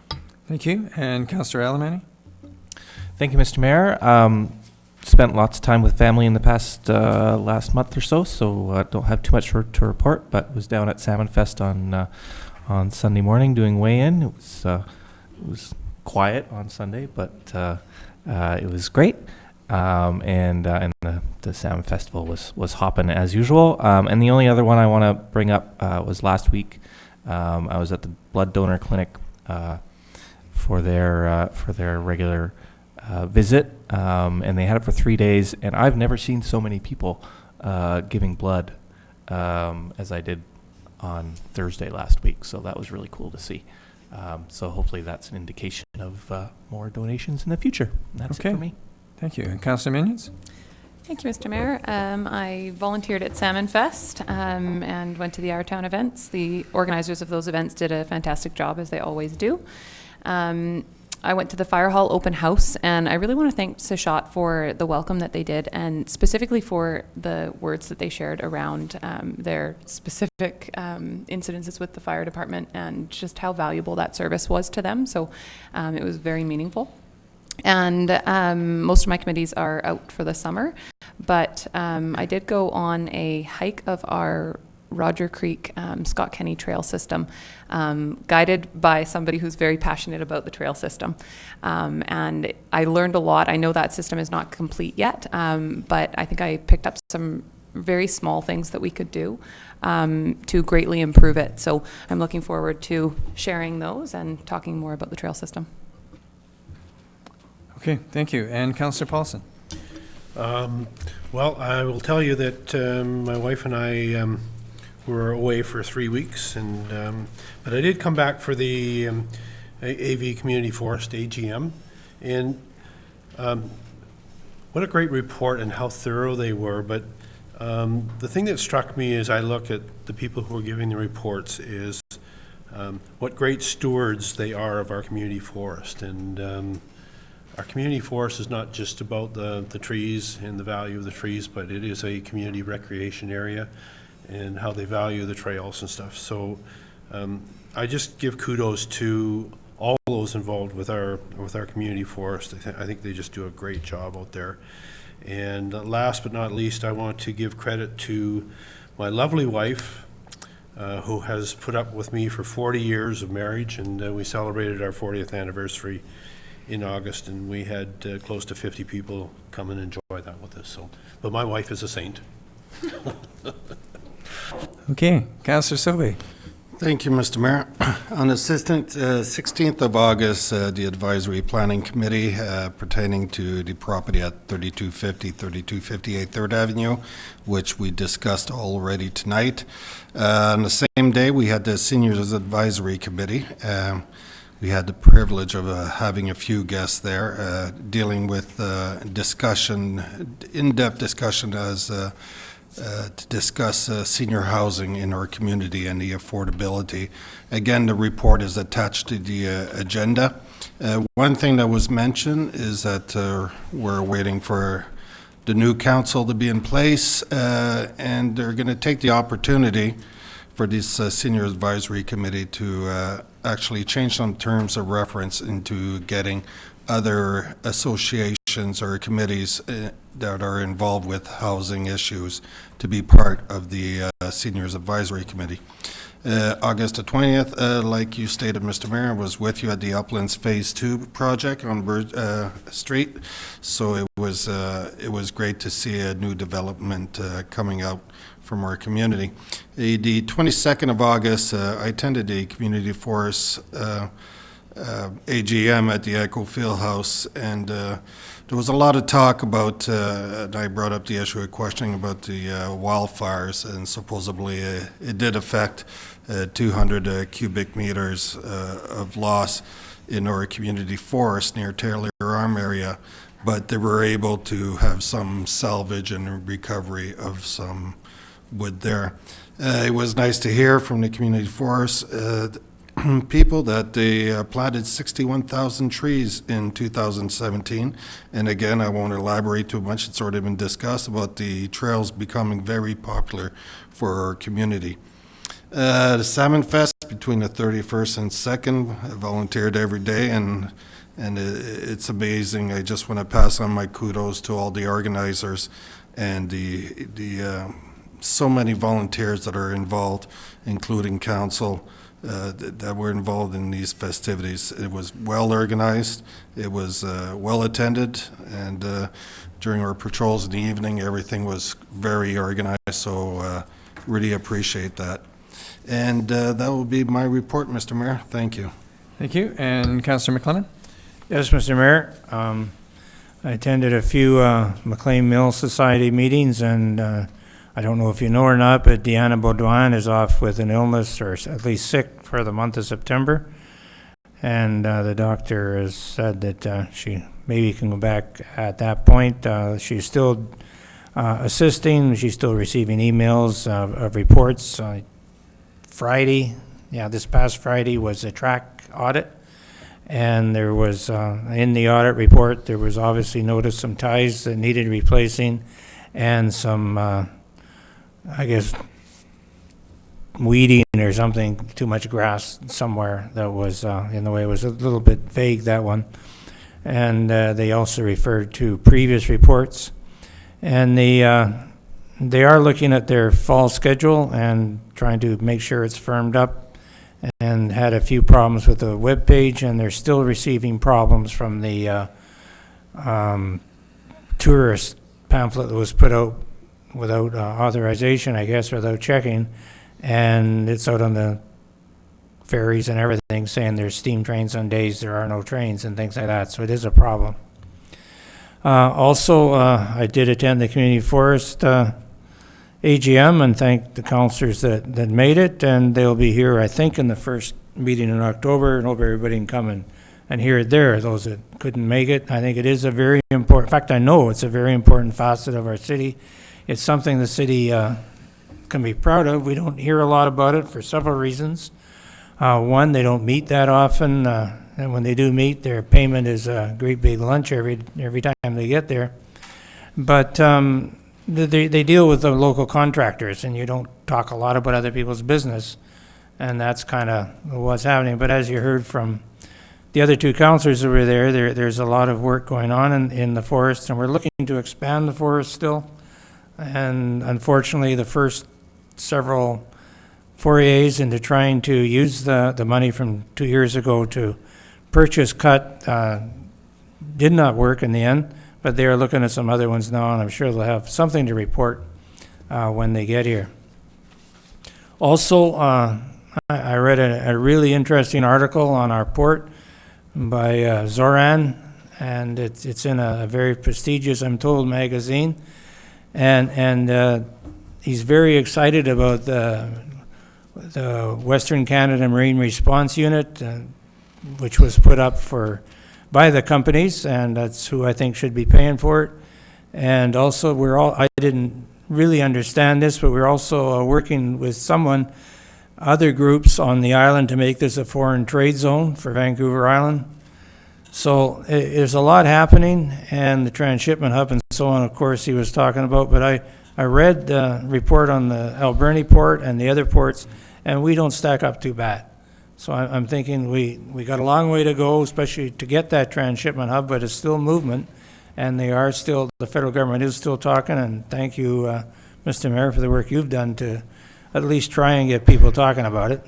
So we'll see what happens, and that concludes my report, so I'll make a motion to adopt all these wonderful reports from these councillors. I'll second that, Mr. Mayor. All in favor? Carried. And the facade improvement program under new business. Councillor McClellan, was that yours? That was mine. Yes, Mr. Mayor, I'll make this motion that was suggested to me. I think it can cover what I wanted. The staff be directed to provide information regarding the facade program, improvement program, and institute timelines for completion of works. Have a second, or I'll explain that. I'll second it. Mr. Mayor, we're getting a lot of complaints about a couple of buildings in town, particularly one, I think they call it the squash courts or some such thing, which has been ripped apart and just left. And it was sort of taken partly apart and then all apart, and then something hit it, and it was sort of left in that space. So I think that can't be allowed. They're looking for a grant from us, and even if they weren't, they shouldn't be allowed to leave a building like that. So like I said, I'm getting a lot of complaints about it. I don't drive by it very often, so I don't see it too often, but those that do are reminding me that it's there. And when someone comes and says, Councillor McClellan, I know that's probably what they're going to be talking about, instead of calling me Jack. It sort of happens that way. So anyway, that's my request. Okay, thank you. City Clerk? Yes, Mr. Mayor, just considering the lateness of the hour, but the Economic Development Manager could respond verbally, I believe, to this, or we can wait till the next meeting. I think we can wait till the next meeting. Great. Okay. Thank you. On the motion then, all those in favor? Carried. Thank you. Brings us to question period, an opportunity for public and press to ask questions of council. Anybody wish to do that? Please come forward, give your name and address. Hey, how you guys doing tonight? My name is Aaron Brevick. I live at 2840 Highmore Avenue, or Highmore Road. I'm in the Cherry Creek Regional District. I know you guys have been here all night. It's not my intention to keep you. I didn't realize the meetings run so late. I would like to possibly request a meeting with council to show council some products that I make. It's great that the economic development guys are here. I do make these products from cannabis. How many people on council are familiar with the municipal application for the new laws? Has anybody read any of this stuff coming out? Yeah. Anybody got like the whole thing? I've got 4 books that are each like 150 pages. And judging by what I heard tonight, you guys may require some assistance in getting yourself informed. There's a lot more to it than just was on that little report. It's far more complicated than that. Most of the licenses that you guys have put out will not be valid, just based on the physical requirements by the federal government on the buildings themselves, security outlines, yada, yada, yada. We're gonna require licenses for cultivation, including micro cultivation, standard cultivator, and a nursery. Nurseries can only be 20 feet by 25 feet. It's just over 530 square feet. I'm not sure that the regional district took that into consideration when applying their 6-acre limit. We produce cosmetics. So there's a lot of complications with the Cosmetic Act. I'd like to show council what we produce, but it would require zoning changes. So we would require a license for cannabis drug license. We would require a license for research and development, and we would require a license for micro cultivation. Excuse me, Mr. Brevick, just so that you can just pause to take a breath here. No problem. Looking at what you've got there and potentially what you're talking about, we could be here for another few hours. So it might make sense for you to, through the city clerk, to try and set up a meeting with council. Absolutely. My problem is that when we get to the economic development side, I would like to provide my insight and knowledge to help you guys come to your required decisions as soon as possible, because if the council does not have developments in place by October 17th, it stifles multiple people's personal economic growth. Yeah. My applications to the federal government come in queue.